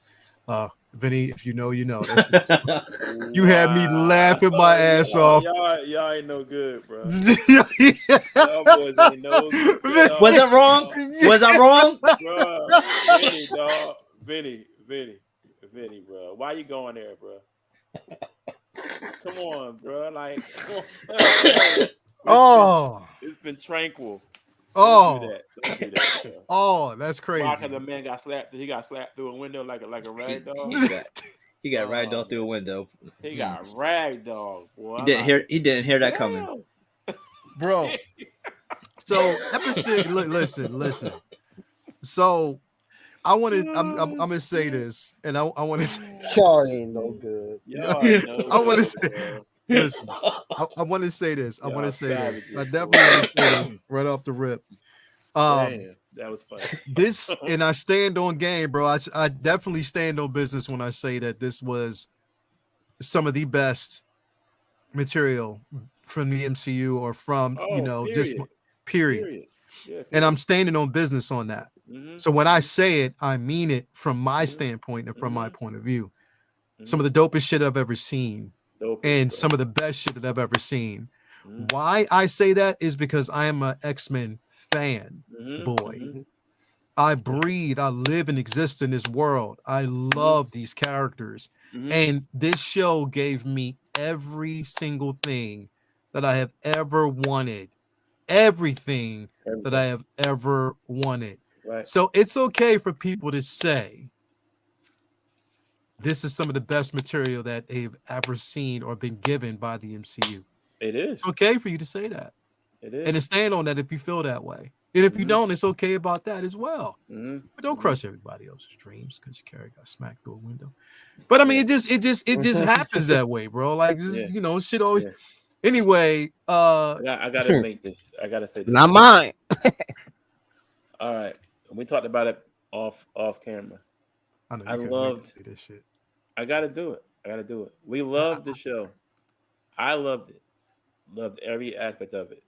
There's one little micron, little piece of the show that kind of pissed me off. Thank you.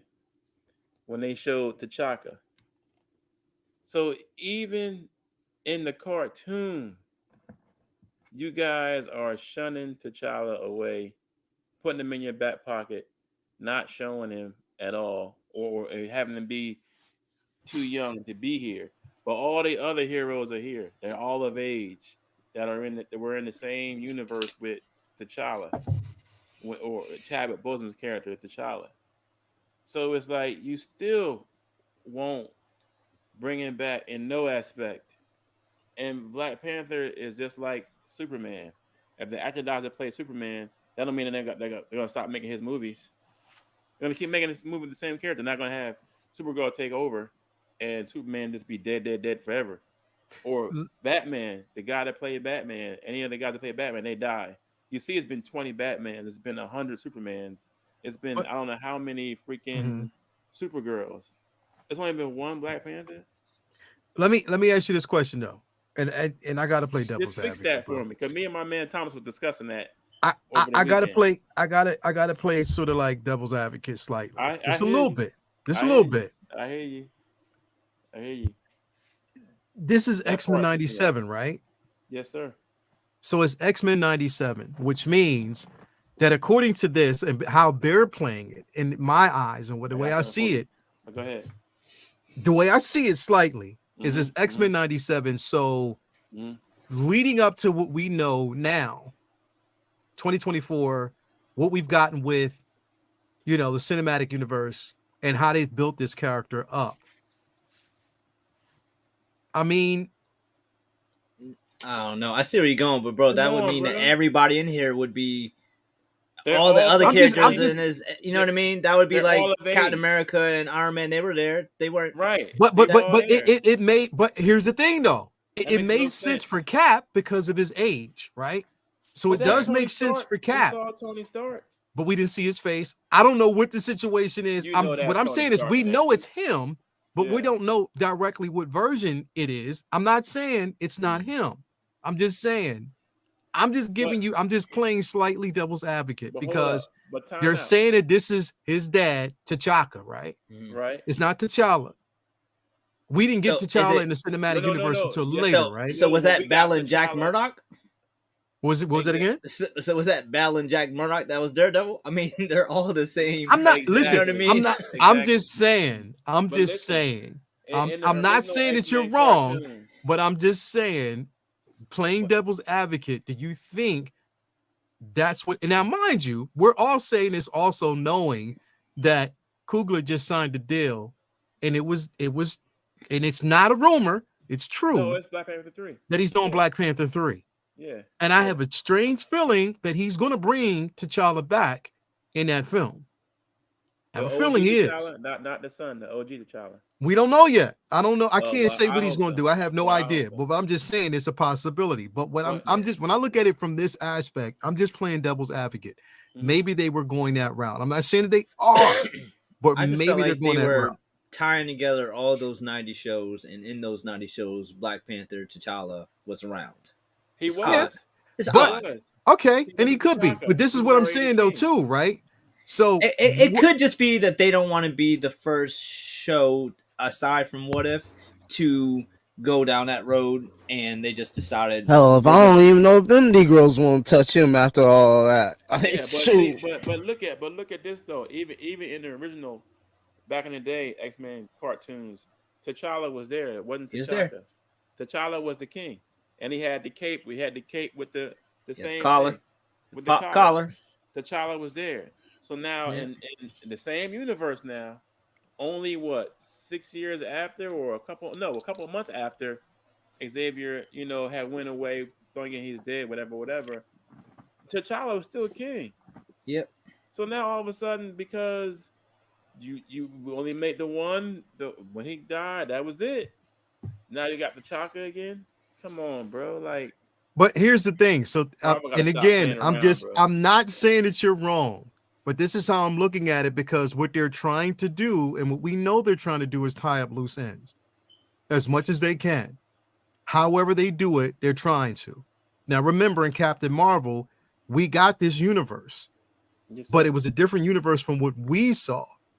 Remember that. In Captain Marvel, especially when Spectrum or Photon was moved on into this universe, and we got this universe Beasts. Yeah. Remember? So again, it could be in like a multiversal type of situation. It could be in this particular universe that it's T'Chaka. Not dispelling what we know, but it could be in this particular universe. I'm just saying, bro, rationally think about all of this stuff first before. I don't want to be that person that jumps to conclusions unless I know where they're going. That's all. I got a question. So you say a multiverse, right? So out of all the billions and millions and trillions of things in that universe to change, they decide to change T'Challa to T'Chaka. Come on, bro.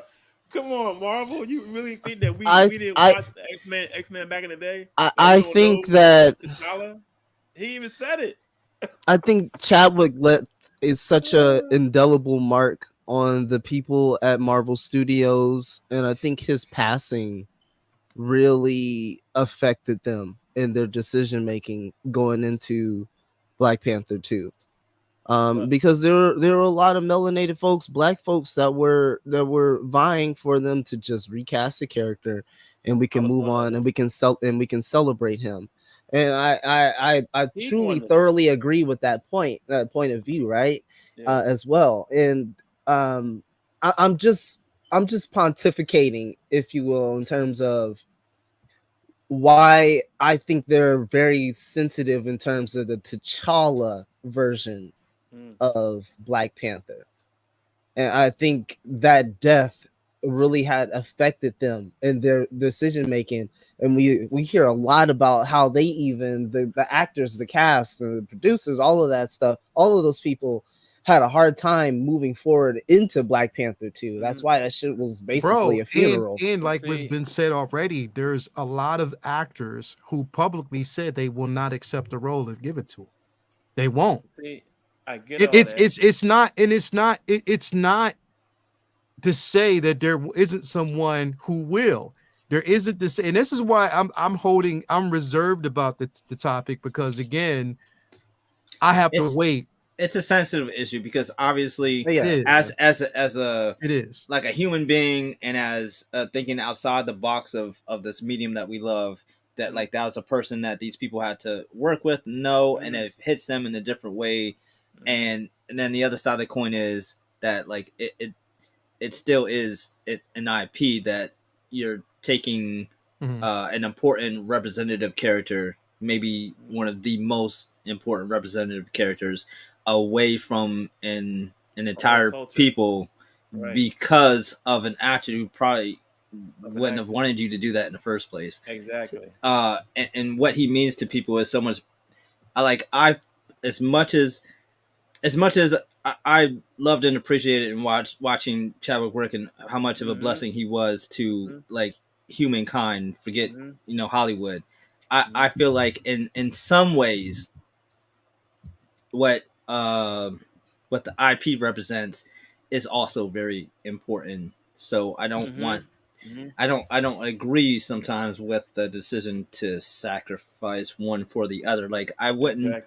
I just many people just disagree with saying that this any particular actor on any role is bigger than the IP for that role. But hopefully it's just something that is still part of the healing process, that down the line it's something that wouldn't be, because I feel like once I like I said earlier, I think maybe it's just this wasn't the time to like move on screen. Because it's like, so like once they recast, he didn't tell anybody, and he just died, bro. Like that guy, we have to count that. Think for about something. that. Yeah. Think about that. He didn't tell anybody because he loved the character that much. He told his brother after he passed that he wanted them to keep going with the character. Right. Yeah. His brother was a big focal point of that. And I think it's like they're not. It's like I feel like they're doing his wishes a sort of a disservice. Because he wanted the character to go on himself. But okay, not just the fans. But look at it this way, and this is what I want to say, Jason, because I think we're forgetting, and this is where we kind of get ahead of those who in that moment literally who knew him suffered the most. Yeah, understandable. We're getting ahead of that aspect of it because it's what we want to see. We want to see it. We want this to basically happen, but we got to forget that he touched more than just us as individuals, the actors, the producers, the writers, people who sat down and met with him, people that he's talked to in so many different places. I remember that meeting or that interview that they had, not even an interview, when the cast were basically talking. I forget what it was on.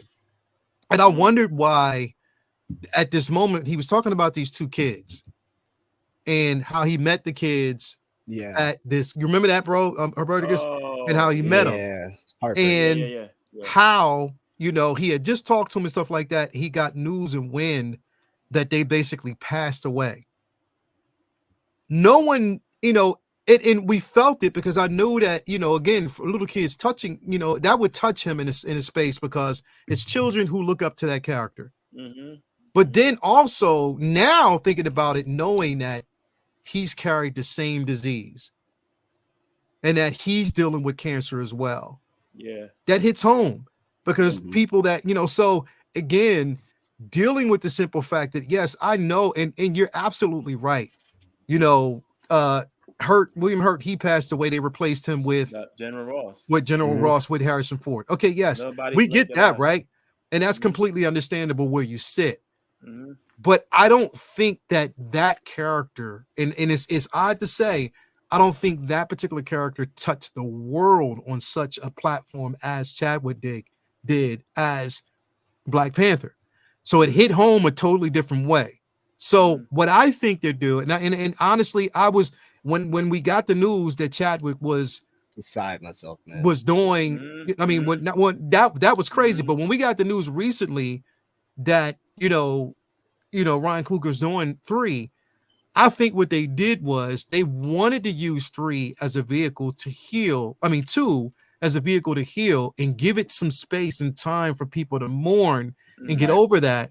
And this is why we got that very hint at the end of T'Challa, his son. Now, I'm not saying that they're going to use that, but what I'm saying is they wanted, and I think it was this way of Ryan's way of letting you know he's going to be back in some capacity in some way.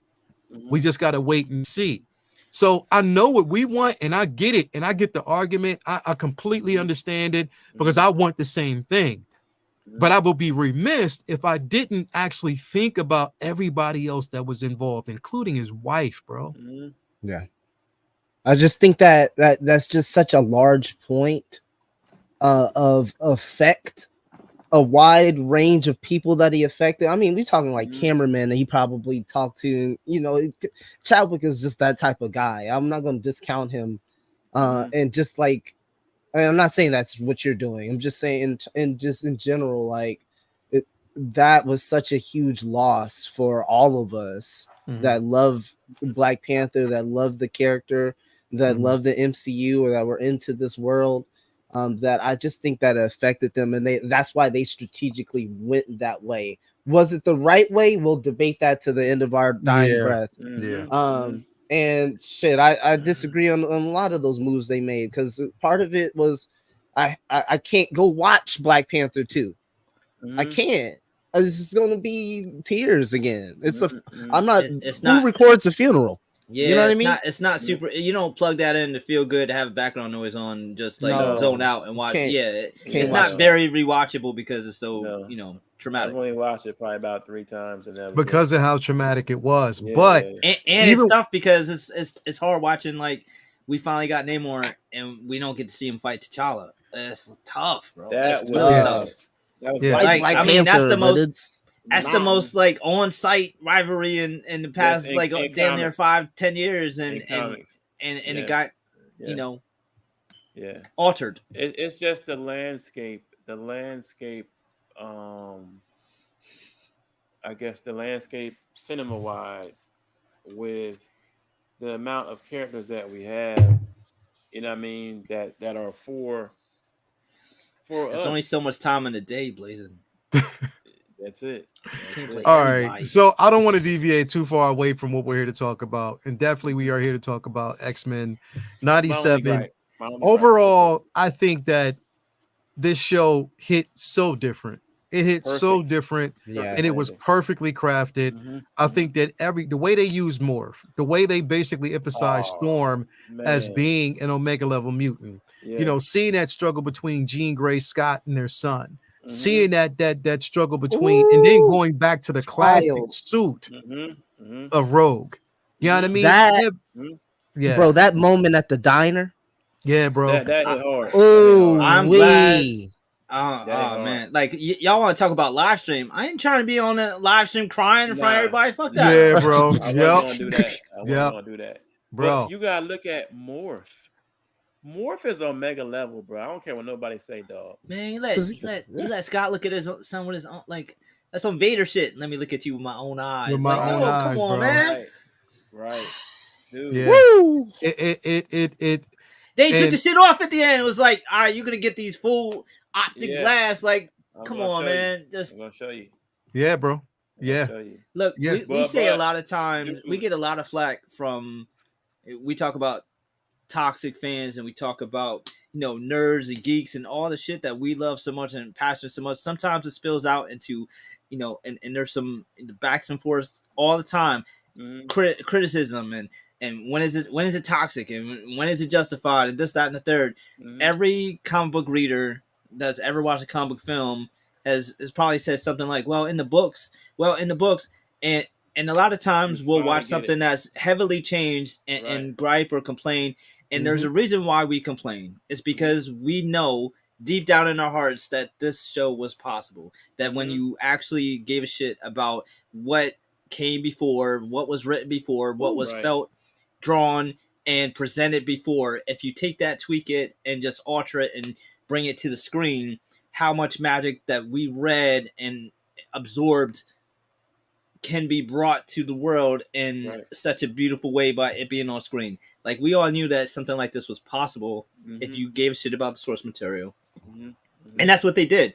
They gave us so much, like, fan service without, like, beating you over the head with it being silly. Like, they were just there for glimpse, like, iconic moments, like Inside of a Nerd, like real geek shit, not just like cherry picking the most coolest scenes ever that you've ever seen, but like obscure shit. Like, I mean, everything about this show was just a labor of love for actual comic book readers. Bro, this one, man, this finale was just, it was phenomenal, bro. Man, bonkers. I don't even know. I don't even have the words, bro. Like, to put it in to reciprocate the sounds that are coming out of my mouth. I don't have the words, bro. Like, bro, it's just this right here, and I'm gonna tell you this scene right here. Why it was not this scene, but this was the most beautiful moment. Oh man, to see them go back. Oh man, this was the most beautiful moment. The conversation that they had when they first found out or mentioned that they were both mutants, bro. Yeah, when they came out to each other, it was pretty much. It was the most beautiful moment, bro. Because the thing is, it's like how this was the perfect opening. To know that this was the conversation, this was the actual calm before the storm, before he knew he had to do what he had to do. And that was so phenomenal. Bro, go ahead. I just knew Onslaught was coming, and I'm so glad they deviated from it for this season. I didn't want to have to end off with Onslaught and all that bloodline. No, I feel like there's not enough runway. I'm glad that wasn't the case. It's a very messy, convoluted story. I'm glad I'm glad they just teased it, and they were like, "We know, but nah." No, we're not doing it. I like that they deviated from that, bro. But to see their, their groundwork from when they started as being friends, like how they met, how they said, "I'm a mutant, I'm a mutant." You feel me? That brotherhood, even when they fight, dog. I also love that they showed just how powerful Magneto is, just even telepathically, because virtually anybody else would have had no idea that Xavier was just fucking with them. And it goes back to, for years, like, I mean, it was the movies that created the helmet being a psychic blocker. Like, Magneto was just headstrong, willpower. Like, like, get out of my head. Get out of my head. He didn't. A lot of people don't know that, bro. It's funny. A lot of people don't know that the helmet was just the helmet. It wasn't nothing blocking. Yeah, it was power, a movie thing. His willpower was keeping him out. A movie MacGuffin. Right. Right. I want to say more on to Lael's point about how the show opened. I feel like some of the greatest books or greatest stories of all time use this device called like a box narrative, right? One of my favorite books of all time is Joseph Conrad's Heart of Darkness, where the main character is on a boat in the Thames in London, and he's recalling this tale of him having to go and find someone who's in the deep jungles of Africa. And then it goes into his flashback. And I felt like it was great to start here with Magneto and Professor X kind of in this mind warp, but none of nothing's really like obvious at that point yet. It's just, we think it's a flashback. You're meant to believe that this is just a flashback. More seasoned watchers would know. And obviously, the last 9 episodes would tell you that this might not be happening in real time, or could be happening in real time. But yeah, man, like that opening and the ensuing conversation between these two forefather characters, and sorry to say, Malcolm X and Martin Luther King are having this conversation, and they are discovering themselves and also thinking about the possibilities. It's it's sweet. It's almost on it gives the air of naivete of what they could possibly do together, finding the rest of their kind and speaking those words of Genosha, a home, a haven for their people. This is some of the earliest beginnings of what we know as basically the whole mutant conflict as itself. Exactly. And so I felt like this was a great, a beautiful. If you had told me that it ended like this, I would have been like, man, that's crazy. I would have thought that this would have been episode 1. You know what I mean? Like, right. But for this to come, it makes for them to give us this in the opening, just it gave the whole experience a full circle moment, but also the gravitas was building as we saw that the mental breakdown of Magneto became evident, and we got pulled out of this sweet moment into what is actually right now the horrific urgent time that we're in.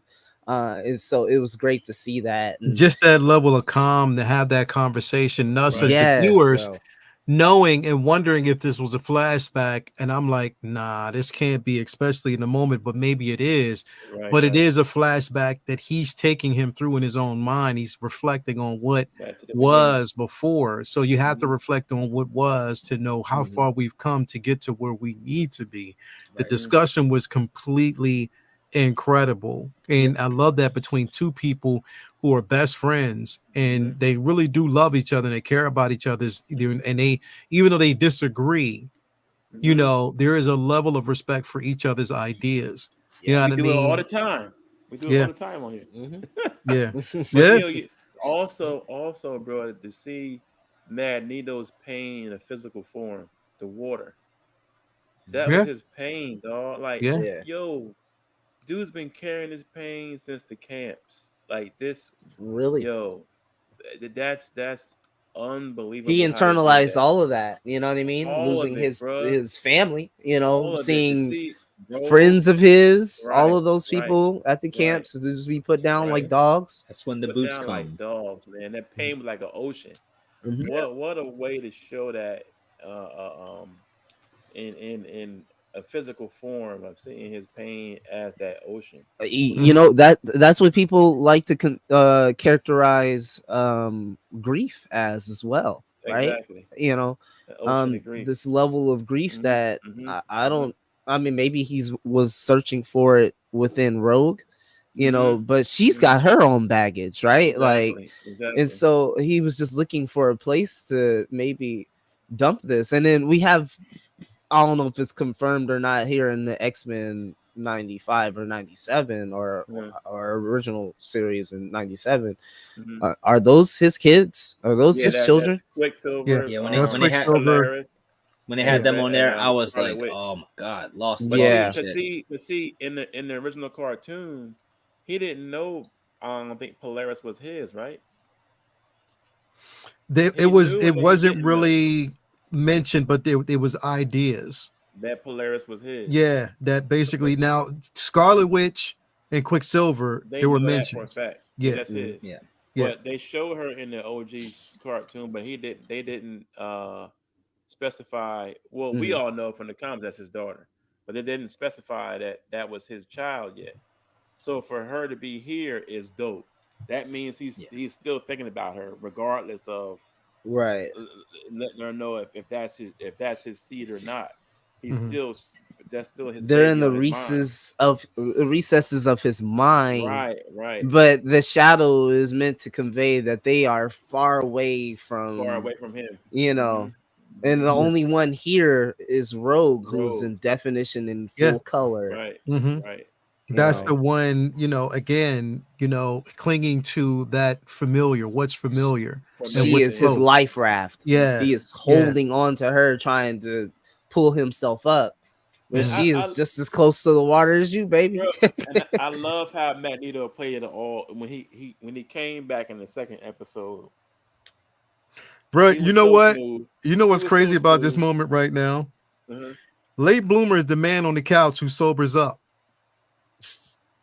And then starts dropping gems, and then he just says some funny shit like. Exactly. But bruh, it's like he played it so smooth to where he wasn't pressing Rogue. You know, when they first came back to get the X-Men, he didn't make it look like they had been together.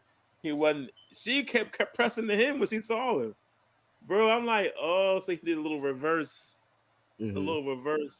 naivete on Rogue and had her make the first move at him in the mansion, pretty much. So he wouldn't even. I don't think he would even came at her if, you know what I'm saying, if she didn't keep pushing it at him in the office a little bit. Because it's like she made some moves at him, like, oh well, you know, what she said to him in that third episode, I forget. She said something to him in the office, and that's when he tried to make. Then he started making advances at her after that. But he was gonna play it cool and not even make no moves on her. But this was a whole freaking man. She threw them cheeks at him, bro. She did, dog. A whole epic soap opera for dudes. That's what it was. It was. It was. But I mean, I think it was just not just for dudes, but for everybody, bro. Period. Yeah. Definitely, because here's the thing. We talk about with and on top of that, I don't give a fuck what anybody says without agenda, bro. There was no agenda. As much as you want to basically call it agenda, it was a way to basically just no, it was no fucking agenda. I don't want to hear that shit. I don't want to hear that. They thought that morph shit was gonna be the one to take them out, but no, listen, false angle, weak angle. Right after the shit went off, dog, the internet blew up like minutes after, saying that this was an agenda-filled season. This was it. Where? Just like he told him, but he knew it. He planned that shit out. He knew it. Dude. He knew it was gonna happen. He knew that basically this is where the conversation would lean into. But he still gave us a fucking masterpiece. So I don't give a shit what people say. He killed that shit, bro. He definitely killed that shit. He murdered it. And I don't want to hear what fuckers have to say about it. X-Men, the telenovela. And he left so much expectation to what's to come. You know what I mean? In season 2. You know what I mean? Like end with Apocalypse, and then you see in Kang's and to not just Egypt. To not just have Apocalypse, because they could have just had Apocalypse show up, but to do Age of Apocalypse, to do In Sub Unner, to do the time displacement, and then to have Scott in the future. Dude, I love it, bro. I mean, what can you say? I mean, to me, my bitches. That's it. That's it. That's it, boy. That's it. Danger Room. You called it. It's like, why is Rogue and Magneto scheduled for 4 straight Danger Rooms? Yo, Morph is a dickhead, bro. Morph. Bro, when he said that to Remy, dog, and Logan was like, "Oh, I think you gotta be careful." I think he made his balls go up inside. Bro, oh, I said fucking Morph. I think overall, bro, like that was Morph was funny. Like he wasn't. I don't want to call this shit. Oh, come on, bro. Hey, bro. Bro, chill out, bro. I was just thinking about that. You know he better than that. Come on now. Don't do that, y'all. That's wrong, man. Stop. What Vinny say earlier? Man, he ain't here coming. He ain't here coming. At least he don't have no fear. No, I ain't got no fear, bro. He ain't got no fear. He went to that damn storeroom. That's why they call it window pane. I mean, yo, bro. And now again, like what we always do. They ain't have to do him like that. That was like total disrespect. Like total disrespect, bro. But it made sense for, you know what I mean? For a cat that had super hearing. You ain't hear that air coming at you with that? Now, here's the thing. Again, so we know that in this picture, this is the sign of what things just even that board, man. Just the Days of Future Past. Yeah, bro. Look at that. Mm-hmm. Got that book too. Missing, presumed dead. But you got Dust there. Mm-hmm. You got Magic. You got Emma Frost, Shadowcat, Exodus, Havoc, Iceman. Wasn't Got on Bobby. that for a while. A few of these were Back in the confirmed through future. Morph, right? So like, yeah. And they We said already knew that. both Quicksilver and Scarlet Witch They're are off-world. Off-world, Yep, yep. off-world. There's, I think they're supposed to be fighting with the Avengers or on the Avengers. Could be. That could be it. Yeah, no doubt. Yeah. I didn't Could think be. about that. Could be. But didn't I think about mean, that. again, like so much, bro. So much here. And they said that, Archangel missing, presumed dead. Well, he's looking for Apocalypse, I think. Still, I don't think. So, and are we going? Are we not? I mean, are we going to be completely and utterly, dismissive about where's it at? I'm gonna find it. I'm gonna find it, bro. We talking about the 4 Horsemen of Death. Yeah. Are we gonna be completely dismissive about that, bro? We all knew Gambit was coming back. I cannot wait. I hope we get that blue version of him, dog. I cannot wait. It's coming. I can't wait. And he will have his full power, ladies and gentlemen. He will not be that little part that Mr. Sinister messed up in his brain will be healed. Yeah. He will have his full power now. Gambit is a beast. I cannot. He is a beast. We're gonna definitely see that, bro. I think. Here's the thing, bro. Like, I mean, the future of where this is going to go and the future of where we're going to go with both DeMaio is up in the air right now. We definitely don't know, but I think the future is definitely looking bright. I hope we're not waiting for like 2 years for this shit to come. I don't think it's going to be that long. They put out the verbiage, or I've heard a lot of the verbiage of like they're trying to get this out quick. So. Good. Okay, because it's already done. So like, that's not heard just us. I've heard people winter 25.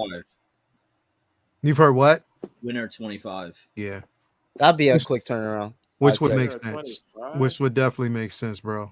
Yeah. It didn't. Now, I don't know if when they went this route. Oh my god, bro. Yeah. Bro.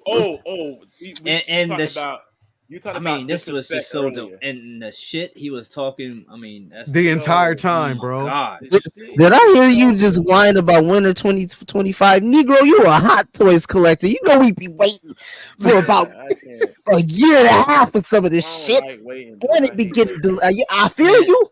Negro, if it's in 2025 at all, I'll be happy. I'm happy. But yeah. I just waited 3 years for Invincible season 2. You hear how he said that, bro? He was like, "I'm happy." I guess so. Listen, he's like, I have to deal with it, I guess. Yeah, bro. Yo, nah, bro. This SOB right here is so disrespectful, bro. Speak on it. He tore my man arm off. And beat him with it. Slapped him with it. Not just beat him with it, slapped him with it. He slapped the shit out of him. How you gonna backhand me with my own arm, man? Fuck you. One of the baddest mutants. He's like, nah, you know what, bro? Let me hold that real quick. And beat the hell out of him with it, dog. Like, and then took it and turned yo. Mm-hmm. I don't know what was more disrespectful, that Daredevil moment getting thrashed into a goddamn deli, or fucking your arm getting thrown off, you get bitch slapped with it. I don't know, man. That's tough. Vote in the comments. That's a tough one. What's one more disrespectful, Daredevil or Cable getting hit with his arm? I don't know, bro. But he beat the hell out of him with that arm, dog. He did. Wow. He did. But I mean, the voice actor for Sebastian was phenomenal. Phenomenal. Yeah. Same word I got, bro. Phenomenal, man. Crazy. Yeah. And a lot of people forget this. Like, she just be chilling. She don't even use it like that. Jean just she don't really like to.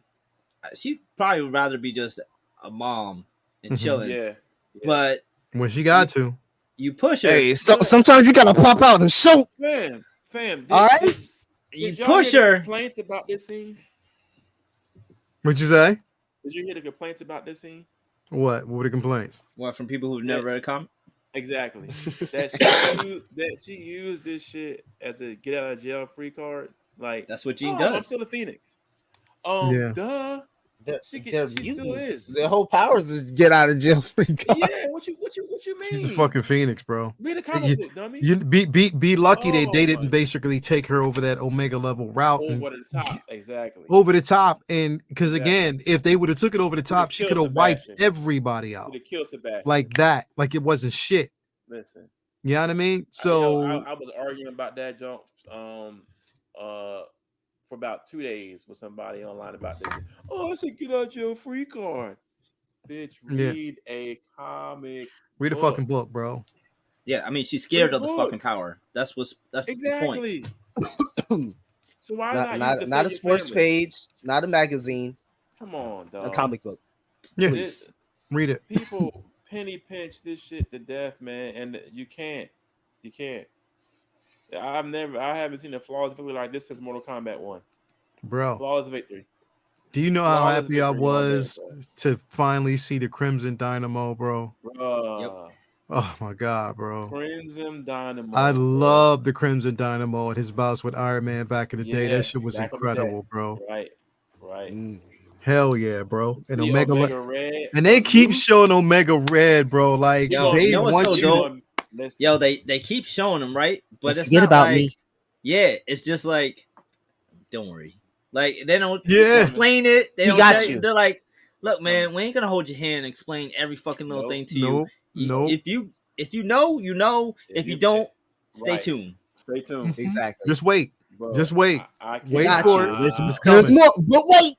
There's more. Got you. We just give us some time. Give it time to just sit and marinate. It'll come full circle, and you'll be all right about it. You're gonna have what? Pharaoh Wolverine. You might have what? Storm is gonna probably be in Apocalypse, Age of Apocalypse somewhere. Shout out to Olivia Munn. Yep. I cannot wait, bro. Like these stories are going to be, and you notice they kept them. They didn't show them Storm and Wolverine and Morph. Yeah, they intentionally didn't show what happened with them. Mm-hmm. On purpose. Cannot wait. Yeah, it's definitely on purpose. If you read the comments, you know Pharaoh Wolverine is out there somewhere. Mm-hmm. Could be, or it could be a full horseman. It could be a full horseman because in the comics, Storm, Wolverine, and Morph, right, were all horsemen at one point for Apocalypse, correct? I don't know about Morph. I know Wolverine and Storm were.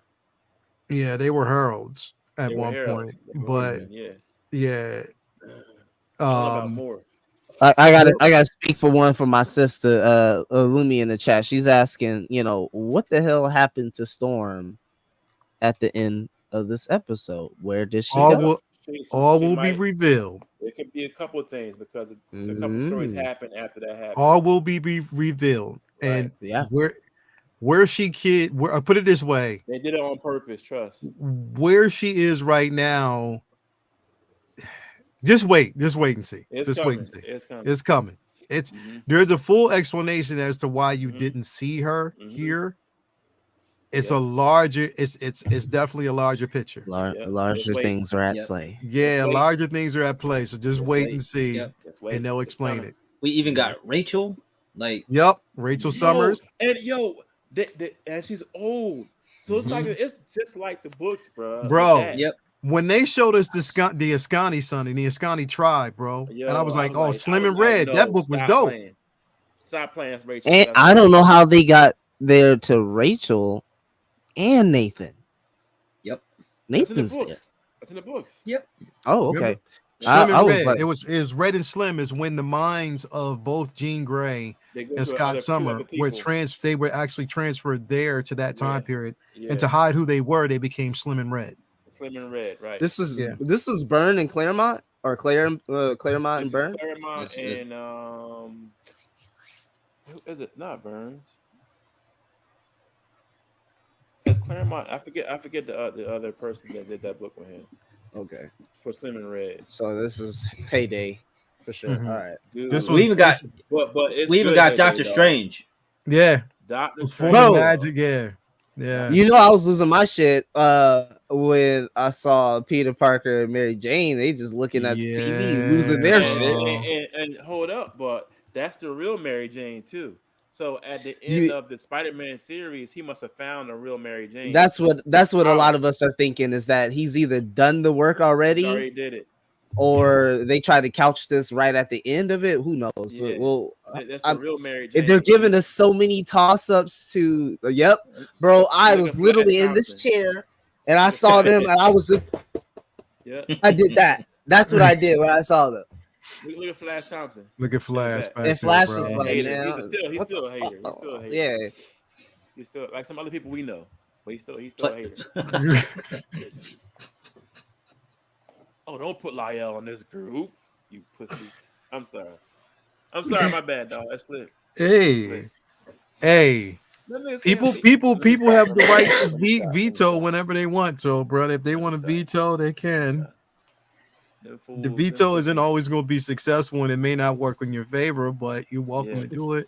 Yeah, pussy. That's just the way of life, bro. But I thank God that I have spaces like this where no doubt I don't have to jump ship. I can stay here. You know what I mean? And be cool and be all right. I don't want to be on the same show.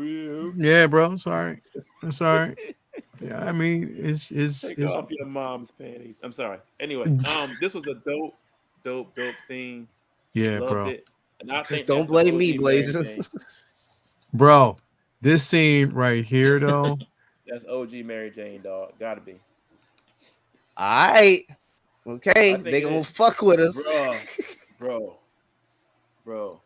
Of course, man. Come on, dog. With the Dora Milaje, they weren't even in the X-Men back in the day. Mm-hmm. So hey, shout out to Rob, man. You know, he's our man Robert Meyer Burnett. He's out there always purveying in parts of the incel culture, and he's speaking on stuff from the heart. So shout out to Robert Meyer Burnett, man, because he's out here champion for our girl Okoye to be made, and we don't give a fuck about what y'all got to think. We want this character made, man. That's all. I was so desperate to have a Okoye. I bought the freaking Mattel Barbie doll and shit. Like, bro, I was desperate to have her in the collection. This is when I realized Morph had no chill, bro. Right. When he did when he said, "Let me see my face. Show me my face," and he was like, "Not looking too good. Not looking too good." Like, bro, he was happy to get that boy. Bro, he was like, "Bro, you crashing out." Right. But look at you. No. How powerful the Phoenix is when it can basically burn the stolen DNA and genes that you basically have to give you to make you that powerful. But not even that. Yeah. Which pieces of DNA to take out of your body? Yeah, exactly. So from your natural body to what you've added. That's also, and the cool thing about this is we're not even sure that was the actual Sinister. That could have been one of his clones. It could have been a clone. Yeah. Damn, I forgot that motherfucker. It could have been a clone. He's like, he's so dastardly. You just gotta give him credit. This dude got cloned. This is a thorn. He got mad always. Because remember in the books, bro, the original. Well, never mind. That's a spoiler for people who don't even say it. But I know. I'm not gonna say it. I forgot he has clones. He has mad clones. He be chilling at home, bro. Yeah. Like, go handle that. He be chilling at he be chilling at the crib like Professor X. Y'all go handle that.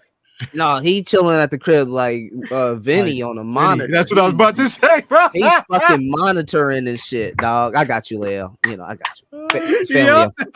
Family forever. I got you. You already know. He over there. That ain't the real Vinny to be out there mowing the lawn, bro.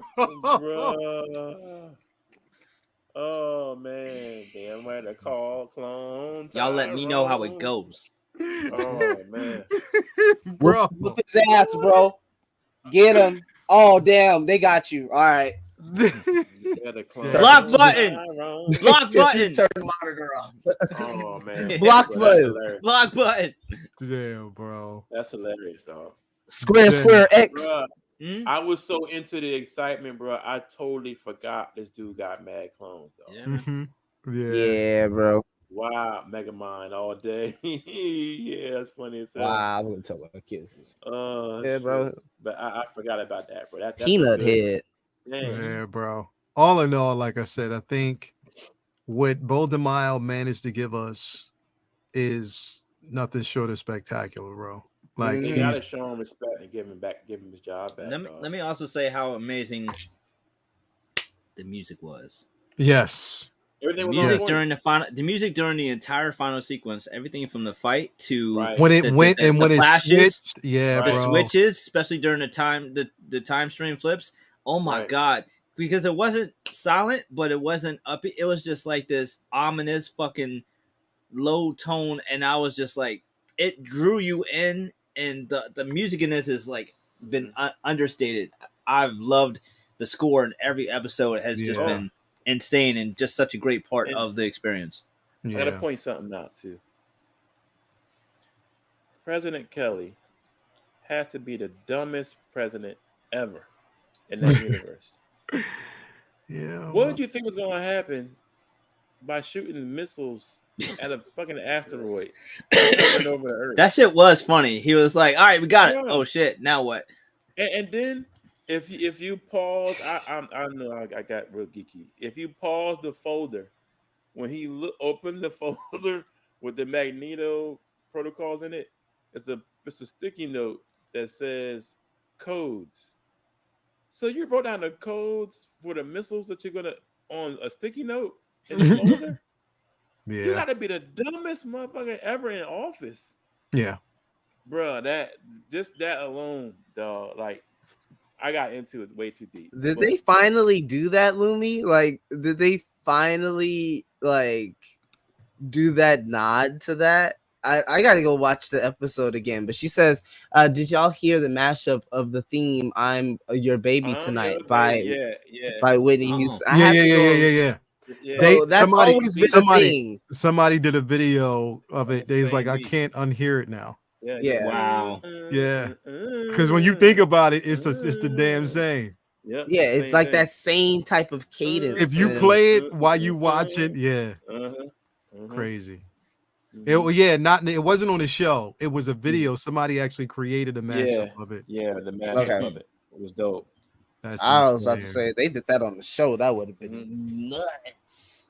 Yo, I hope we get to see like a young Rachel Summers, bro. Yeah, they should come out with it on vinyl. That would be incredible, bro. Yeah.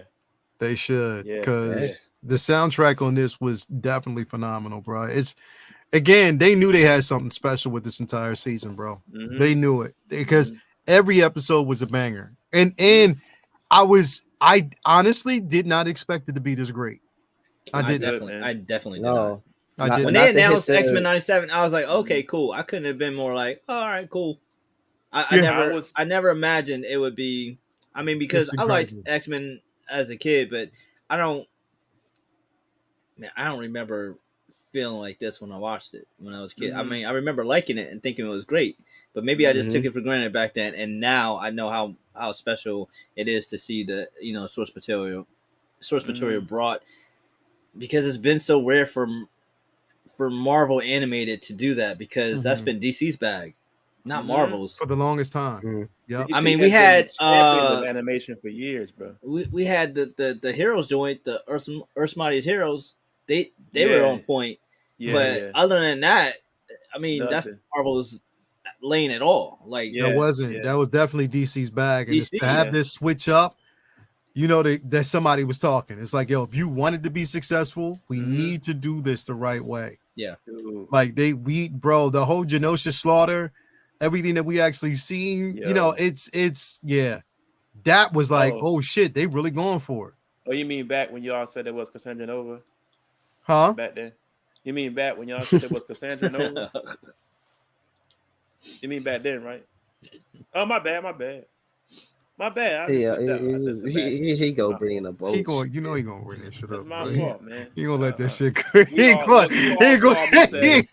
You all saw me say hello, Spectrum. Yeah. Go ahead and do it. I wasn't Don't doubting. cut me off now. Don't cut me off. I already made the deal with Biden. That's why I'm still on right now. Hello, Spectrum. Yeah, bro. He's broken the negotiation. Actually, the terms have been. Bro, I wasn't doubting that was him, but I was just saying, bro, I wasn't. It's just the we know what happened and the reason how that whole Genosha thing happened. Was Sebastian upstairs, everybody looked at me like I was crazy. Hey, if Deadpool and Wolverine wasn't happening, it would have been her though. Nah, that'd have been too simple to have Cassandra in it. And she gonna be in Deadpool. Yeah, that'd have been overkill. Did you get your tickets? Jay? Fandango, baby. Bing bing. Yeah, I'm ready. Yeah. Y'all bought them? Yeah, I'm so excited. I might buy him later this week. See, I hope that theater over by my way don't sell out. I want to go see the movie and be happy. Don't do that. I hate when he do that, bro. Bro, listen. Enjoy the movie. Don't be. It's gonna, bro. Listen. I think it's going to be great. I think it's going to be good. I just don't like how everybody is putting this movie in. Bro, honestly, the line that made me cringe was "I'm Marvel's Jesus," bro. I didn't like that line. I hated that line. I'm like, yo, don't do that shit. Says some stupid ass lines sometimes. I know, bro, but as long as they don't lean too far into that shit, bro, I know it's gonna be a great film. It's gonna be a dope ass film, and it's gonna be some shit in there. It's gonna be like, yo, wow, they did that. Off a few beers and a couple zips of the, that shit could sound very fucking funny. I'm just saying. Listen. Yeah. Nah, it's gonna be. I think it's gonna be an incredible. I'm excited for it. Film. I think it's gonna be super dope. I just don't want them to put too much emphasis on this being the big thing that's going to change the trajectory of Marvel, because I think they still have some things that they have to fix. But I'm glad. Here's the thing. Here's the reason why I think this is incredible, and these are why I basically think that this is basically going to be an incredible space, because of the simple fact that, number one, they've already pushed that button for Marvel now, especially Disney, R rating. You're pushing that button, so I'm glad because that's more opportunity for us to see more like it. We've all wanted, and bro, we're getting the classic yellow and blue suit. I'm fucking happy about that. I hope they mix it up and give us another version as well.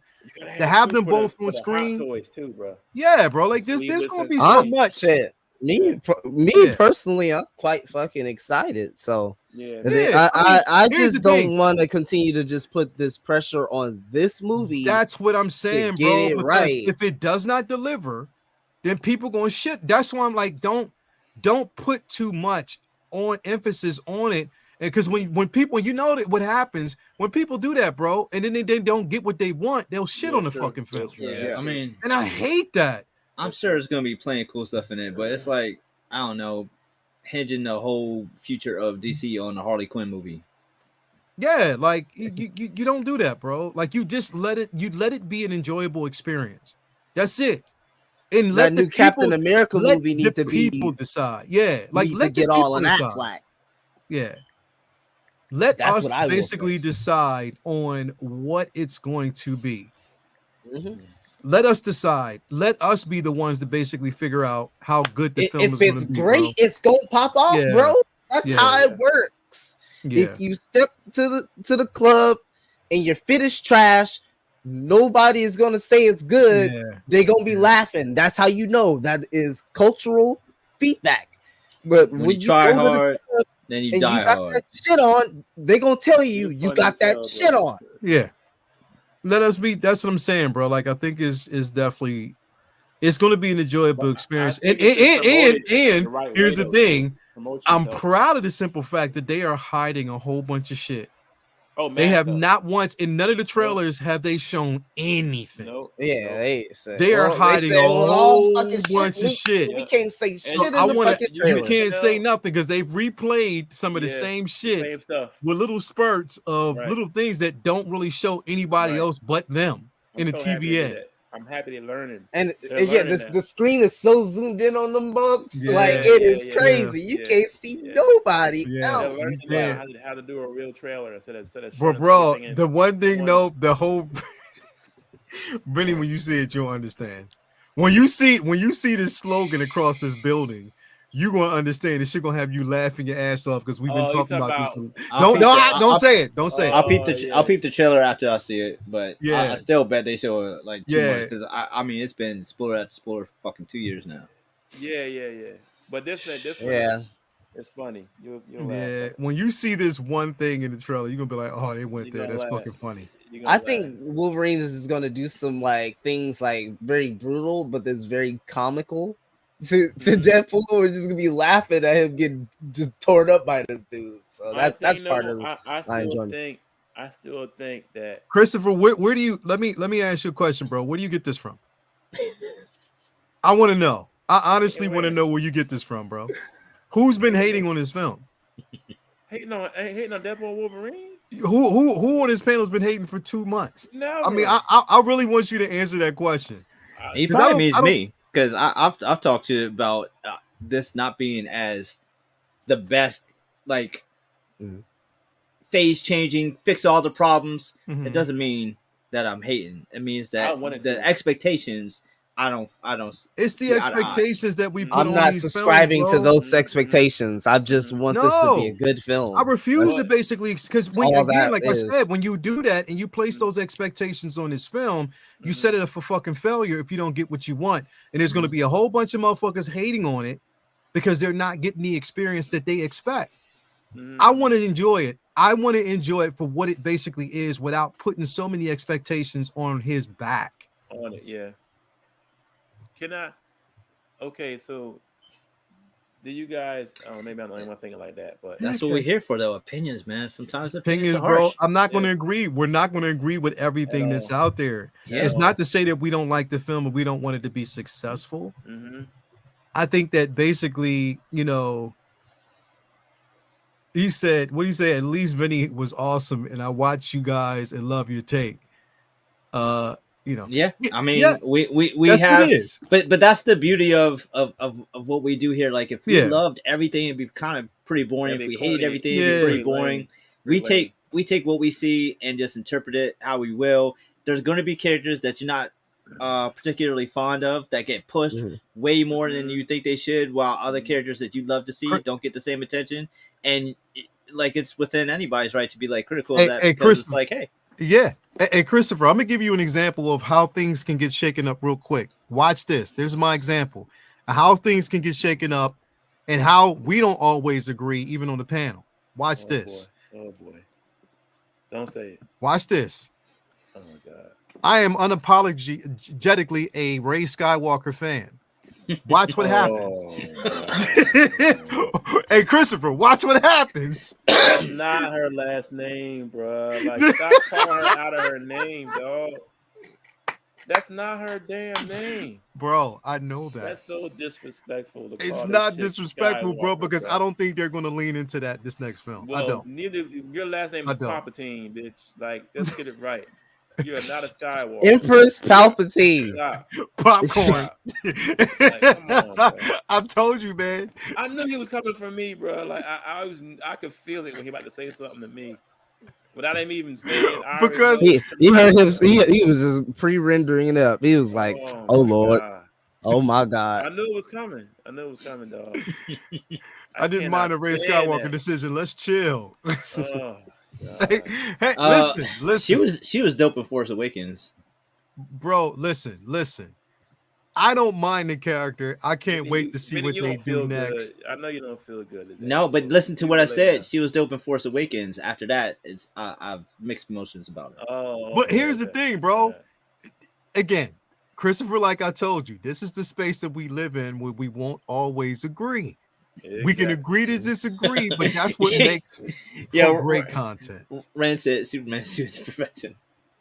Rand is just fucking. Rand is poking the bear. Straight bait, bro. Wow. He is trying to get you, bro. Look the I love you, Rand. That's fucking hilarious.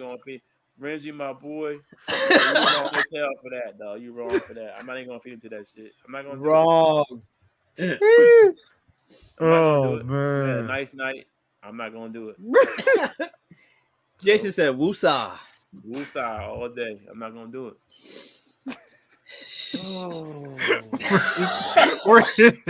That's a damn shit.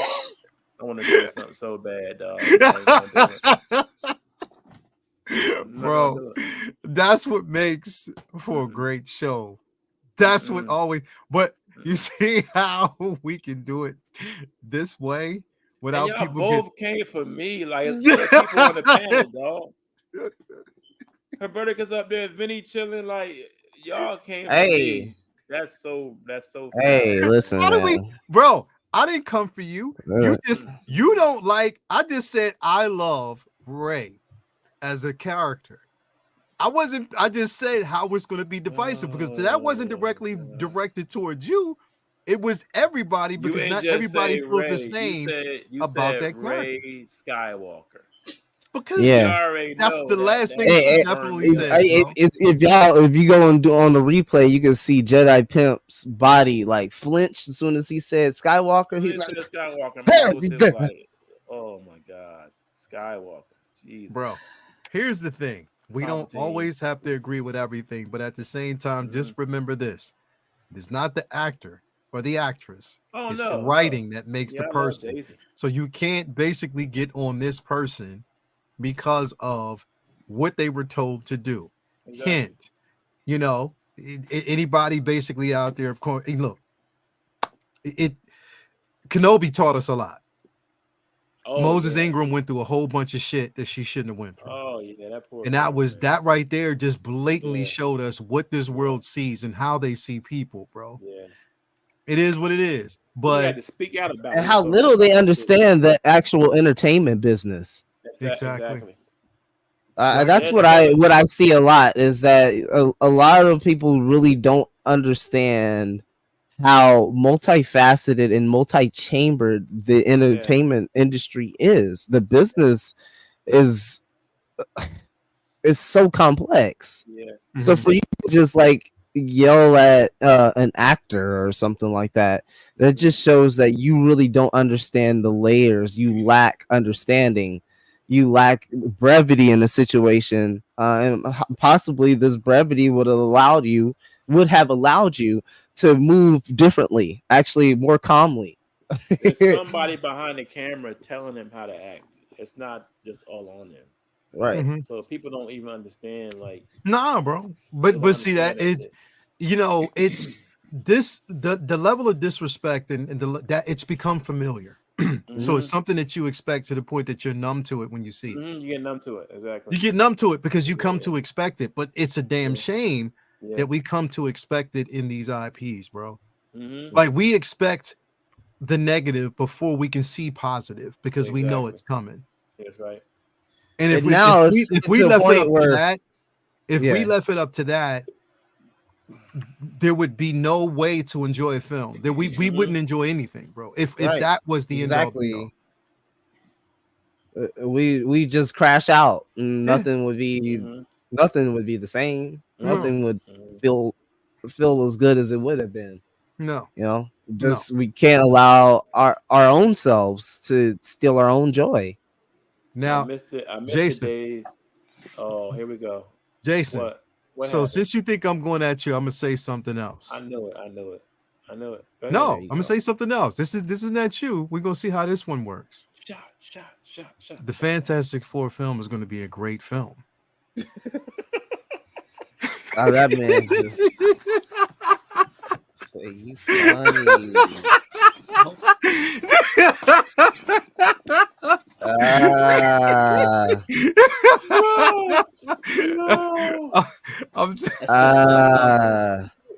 Yeah, I couldn't even maintain that one, bro. I'm sorry.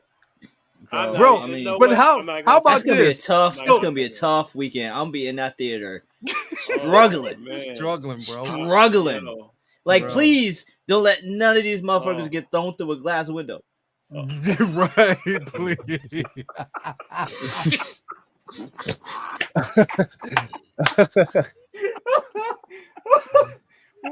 And nobody get thrown in the bodega. Please don't throw them in the bodega, bro. Whatever you do, bro. Damn, poor Daredevil, dog. Charlie Unicorn, was it good? Because I heard some great things about this film. I want to check it out. I can't wait. Because what? Furiosa. Fury Road is my shit. It's fucking phenomenal, bro. So I'm hyped for Furiosa. Yeah. Yeah. Oh yeah. Yeah, definitely. I can't wait to see that shit because that's just gonna be a good film. It is some good shit coming out. I definitely. Well, I heard mixed reviews so far about the Apes film. Oh no, man! I'm behind. See that. That second act, yeah, man. You might need a little coffee or some. You saw it already? Monster? See, yeah, that's what I be saying. Sometimes they be slow. That second act is a kind of a drag. But other than that, man, that third act, it just go crazy, and then we out. The rumor mill is for that one too. Like now, the next one will be with. Appreciate you, my guy. Thank you so much, man. We appreciate you, Christopher. Appreciate that, Chris. brother. They're going to be trying to connect the next one to Charlton Heston film. There we go. Hold up. Can we take a time out and recognize when there's knowledge being spit? Come on, movie of the year. I can't laugh no more tonight, bro. Like, nah, bro, man. Didn't they? What y'all know about Where Lion? What y'all know about Where Lion? It's coming at you. Didn't they delay this film even further? I think they've delayed it. It's a kill it full of hot trash on fire. It's getting released straight to Discovery Planet. But here's the thing: it's speaking of Craven, bro. Madam Web was released on Netflix, and they said it's doing better on Netflix as one of the most viewed properties than it did in theater. And I think that there's two ways, because people want to analyze it and see how bad it was. I watched that film last weekend, bro. Did you watch it yet, Vinny? I still haven't seen it. I'm going to, but I haven't seen it yet. I see now. I had a feeling that Morbius might be good, and I was right. I don't have any inclination that Madam Web might be good. I've hated on that shit since day one. Madam Web is trash. As much as I hoped that movie would have been good. We all did. Yeah, bro. We all start out. I didn't want it to be good. I wanted it to bomb, so you just stop. Stop making them. Listen, it was terrible, bro. It was not me. You know, it's terrible when your girl Toya was sitting there, was like, "Yo, what is this?" Trash. Yeah, it was trash. And didn't you go see it in the theater, Jay? Yeah, Jay went to the theaters. Yeah. You got to put this in a folder on Netflix, man. Yeah, I didn't spend my. He seen it for free, but he still had to go see it in public for free. Right, okay, exactly. That's right. That's right. Yeah. Hoperticus, did you see it yet? No, but I might get some cheeks while I'm watching this or something. This seems like you got to put this in. This is in the folder. Ambiance. Yeah, cheeks. Thank you, Vinny. Listen, this Charlie, is cheek ambiance. It's like, are you still watching? Dude. Exactly. Nope. It's kind of the end of Madam Web was bad. It's kind of watchable. Here's the thing, bro. Like chic ambiance. It was terrible, bro. It was terrible. Next week it might be my name. Terrible. I'll tell you one good thing about the film is the effects when we see her bouncing to different like, yeah, bro. That's it. I can't. That's not what I thought you was gonna say. Was bouncing. No, bro. No. You know what took this, and Jay, and I'm gonna say this real quick. What took me out of the film majorly when I was like, I can't watch it anymore? The diner scene. Oh my god. I was done. Oh my god. Yeah, I was done. Throw everything I was eating. I was fucking done, bro. I got arrested. Yeah, bro. Vinny, save yourself. And it's on Netflix. I'm gonna watch it just to make fun of it. That's why I make fun of it. Yeah. And I hate saying it like that, bro. When they're in the ambulance, and she's supposed to be driving, like, you know, you're an ambulance driver, and you got this woman in the back. They are mad calm, dog. They're not even like, you know, trying to like you don't like have no adrenaline going. Like, they're just too calm for me, bro. And she has to put out that he's Ben Parker. She says his name like 5 times. Ben. Bro, Ben, like, bitch, we all know it's Ben Parker. Yeah, like 8 times. I see why they didn't. Tom Holland was probably like, "Nah, I'm good. I'm good. No, Yeah, I no. don't want no cameos in this shit." Hey, you want to be in this? Nope. Nope. Yo, he said, "I think it's a bad reception." I'm going to Wimbledon with Zendaya, so bye. I'm good. Nah, Bro, I'm out. Vinny. All right, Vinny, pick a film that we've seen that you X-Men thought was Apocalypse. horrible. It's worse. Oh yeah. X-Men Apocalypse is like a worse. Grammy-nominated movie compared to It's worse. Yeah, It's yeah, worse yeah, it's bad. because at least X-Men Apocalypse, as bad as it might have been, the sequence of certain things made it. It had there was shit to pull from. Shit to pull from. And Olivia Munn, bro. Like that's what I mean. Yeah, I mean, because that's what I pulled from that film. Like it was Olivia Munn, Psylocke, and then a whole bunch of other shit that was. I mean, bro. Hell, I'd rather watch the cinematic masterpiece of Pootie Tang before. That's not ironically great. That's just plain great. Pootie Tang is a classic. I said cinematic masterpiece. Absolutely good. Yeah. Madam Web was horrible, bro. Vinny, like literally, bro. Like I couldn't. Mom in the jungle, and she don't care about being pregnant. Charlie, no, it didn't. They're gonna keep making them shifts. Listen, trust me. Because Charlie, they're not letting go of that shit. Hey, Jay. Toy was like, how many times does he have to let us know that he has to kill them before they kill him? Oh my god! Like it, bro. Vinny, the dialogue. Every time he saw them, bro. It was, bro. Vinny. I heard they was reusing. I actually saw they were reusing scenes from Spider-Man 1. Vinny, let's watch it during Horathon. Wow, it'll be the scariest thing you ever saw. This is watch it during Horathon, bro. It'll be the scariest thing you ever saw in your life. Let's just watch it during Horathon, bro. That's fucked up, man. Damn. You're gonna have nightmares. Yeah, bro. Let's just watch it during Horathon, bro. We tried to tell you. Damn. We tried to warn you. That's bro. how. That's it. It's yes, bad, it is worse than Morbius. It is. I actually like Morbius. Morbius isn't bad to me. To this. Yeah.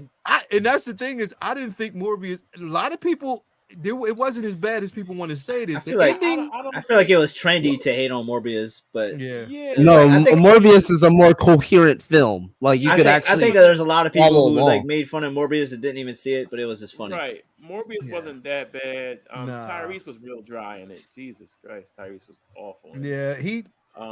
Yeah, I think they fumbled. They slightly fumbled at the end with the whole, bringing in Vulture. Because it didn't. That was tight. That was ridiculous. That didn't make any fucking sense. Yeah, that made no sense. But other than that, Sinister Six. So why even bring him in there? That's dumb. Yeah. And then, but I mean, the story with Morbius was more cohesive than this damn Madam Web. Bro, I just and that's not even the point of her fucking character. Isn't like some kind of Groundhog Day character. No. She's supposed to be like a totem pole to the Spider-Man lexicon and anthology. Like she's supposed to like have some connection to them. It's not like some fucking Final Destination type shit. But I don't even know. I haven't seen it, so I'm just going off the trailer I see. We only want to see her in her prime, bro. As Spider-Man fans, we don't want to see her an origin of her, because here's the thing, bro. That's the type of shit that pisses me off. Like everybody knows her as the fucking old lady. Because there was a version where she was young, don't mean that that's the version that y'all should make. Like, it's comic accurate. Yeah, all right. So there's a pig version. How old is this comic? 2021. Exactly. Nobody want that shit, bro. The thing is, literally, Sony needs to stop with the Spider-Verse, bro. They're destroying it. Animation fine. They have to keep making them now. I know. They still have use it or lose it. They're destroying it. Oh my god, bro. They just need to stop with this villain verse. They need to keep that shit. Yeah, I heard that the Venom shit is actually taking off with the animated shit over there, Sony for Venom. Well, so they're not gonna let go of it. This the last one they're making, right? The part 3 is the last one they're making, right? The last. Yeah, Yeah, but that shit was he'll probably one shot. 26. He'll probably one shot null. Yep. We don't know when that's coming. Yep. We already saw the Necro Sword in Love and Thunder, so you know Null's around. We don't talk about that over here, bro. Yeah, I'm sorry, I cussed. I didn't mean to cuss. Yeah, we don't talk about that with Love and Thunder over here. Yes, that's right, Aaron. Yo, Venom 3 is called The Last Dance. Nah. Nah. Is it seriously? That's the title, bro. I don't know. That's the title. I read that the other day. Stop playing, dog. It is? Yeah. Hold on, get the fuck. Yeah. Don't play with me, dog. Look it up. I seen that shit the other day. I don't even look it up. Are you serious? Yeah. The Last Dance? The Last Dance. Son of a bitch. Oh damn, he said that shit and that's fucked up. Yep. It is? Yep. That's what came up. As soon as I pulled it up, I said Venom and it said Last Dance. Last Dance. What are they doing? What is Sony doing? What are they doing? They want to obviously milking. I want to work for Sony. I want to get some money out of them. I think you're overqualified, bro. Yeah. The Last Dance. Ain't that some shit? I thought he was joking. The Last Dance, bro. They're joking, and that's the sad part. Unbelievable. Have you seen the Venom movies? They're joking the whole time. The whole time. I mean, the only thing I'm thankful for in that second one is that Hot Toys gave me that Carnage. I mean, that's about it. Oh yeah, that Carnage is. I'm not sure if there was more jokes in Deadpool 2 or Venom 2. Exactly. Bro, you coming off the rip with an alien with all Spider-Man's powers, but never touched him, and you're a symbiote. I mean, okay. He said it's true. What the fuck? Yeah, bro. Yeah. Wow. You got all his powers and never touched him, but I don't know. It is what it is.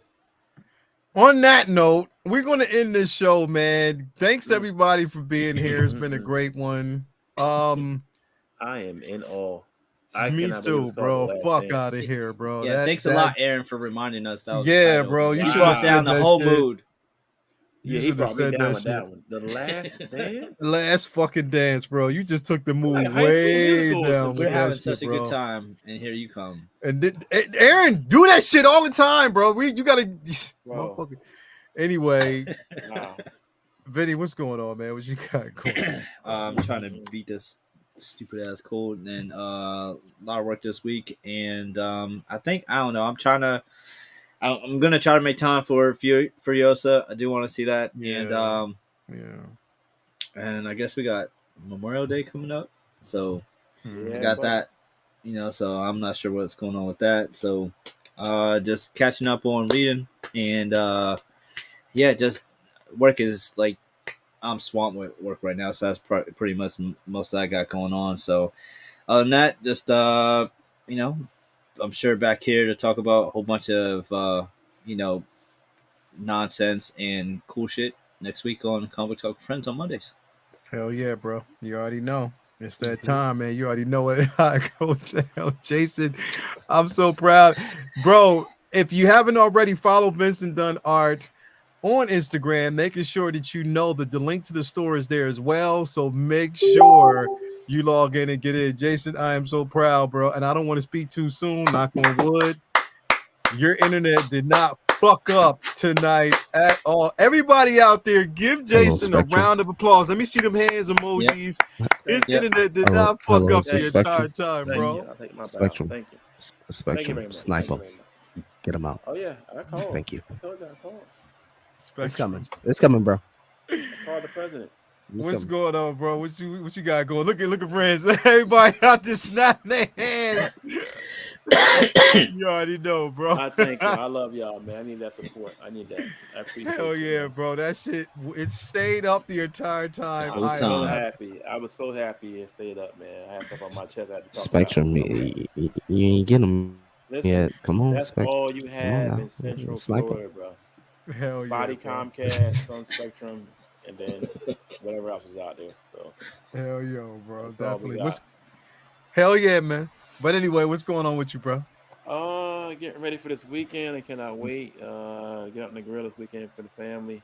Oh, word. Weekend. Oh yeah. Probably do some fishing. And that's it, man. I'm in relax. Oh, waiting for figures. You mean you probably do some gatoring? Nah. Come on, man. We almost made it. Made it through. I'm good.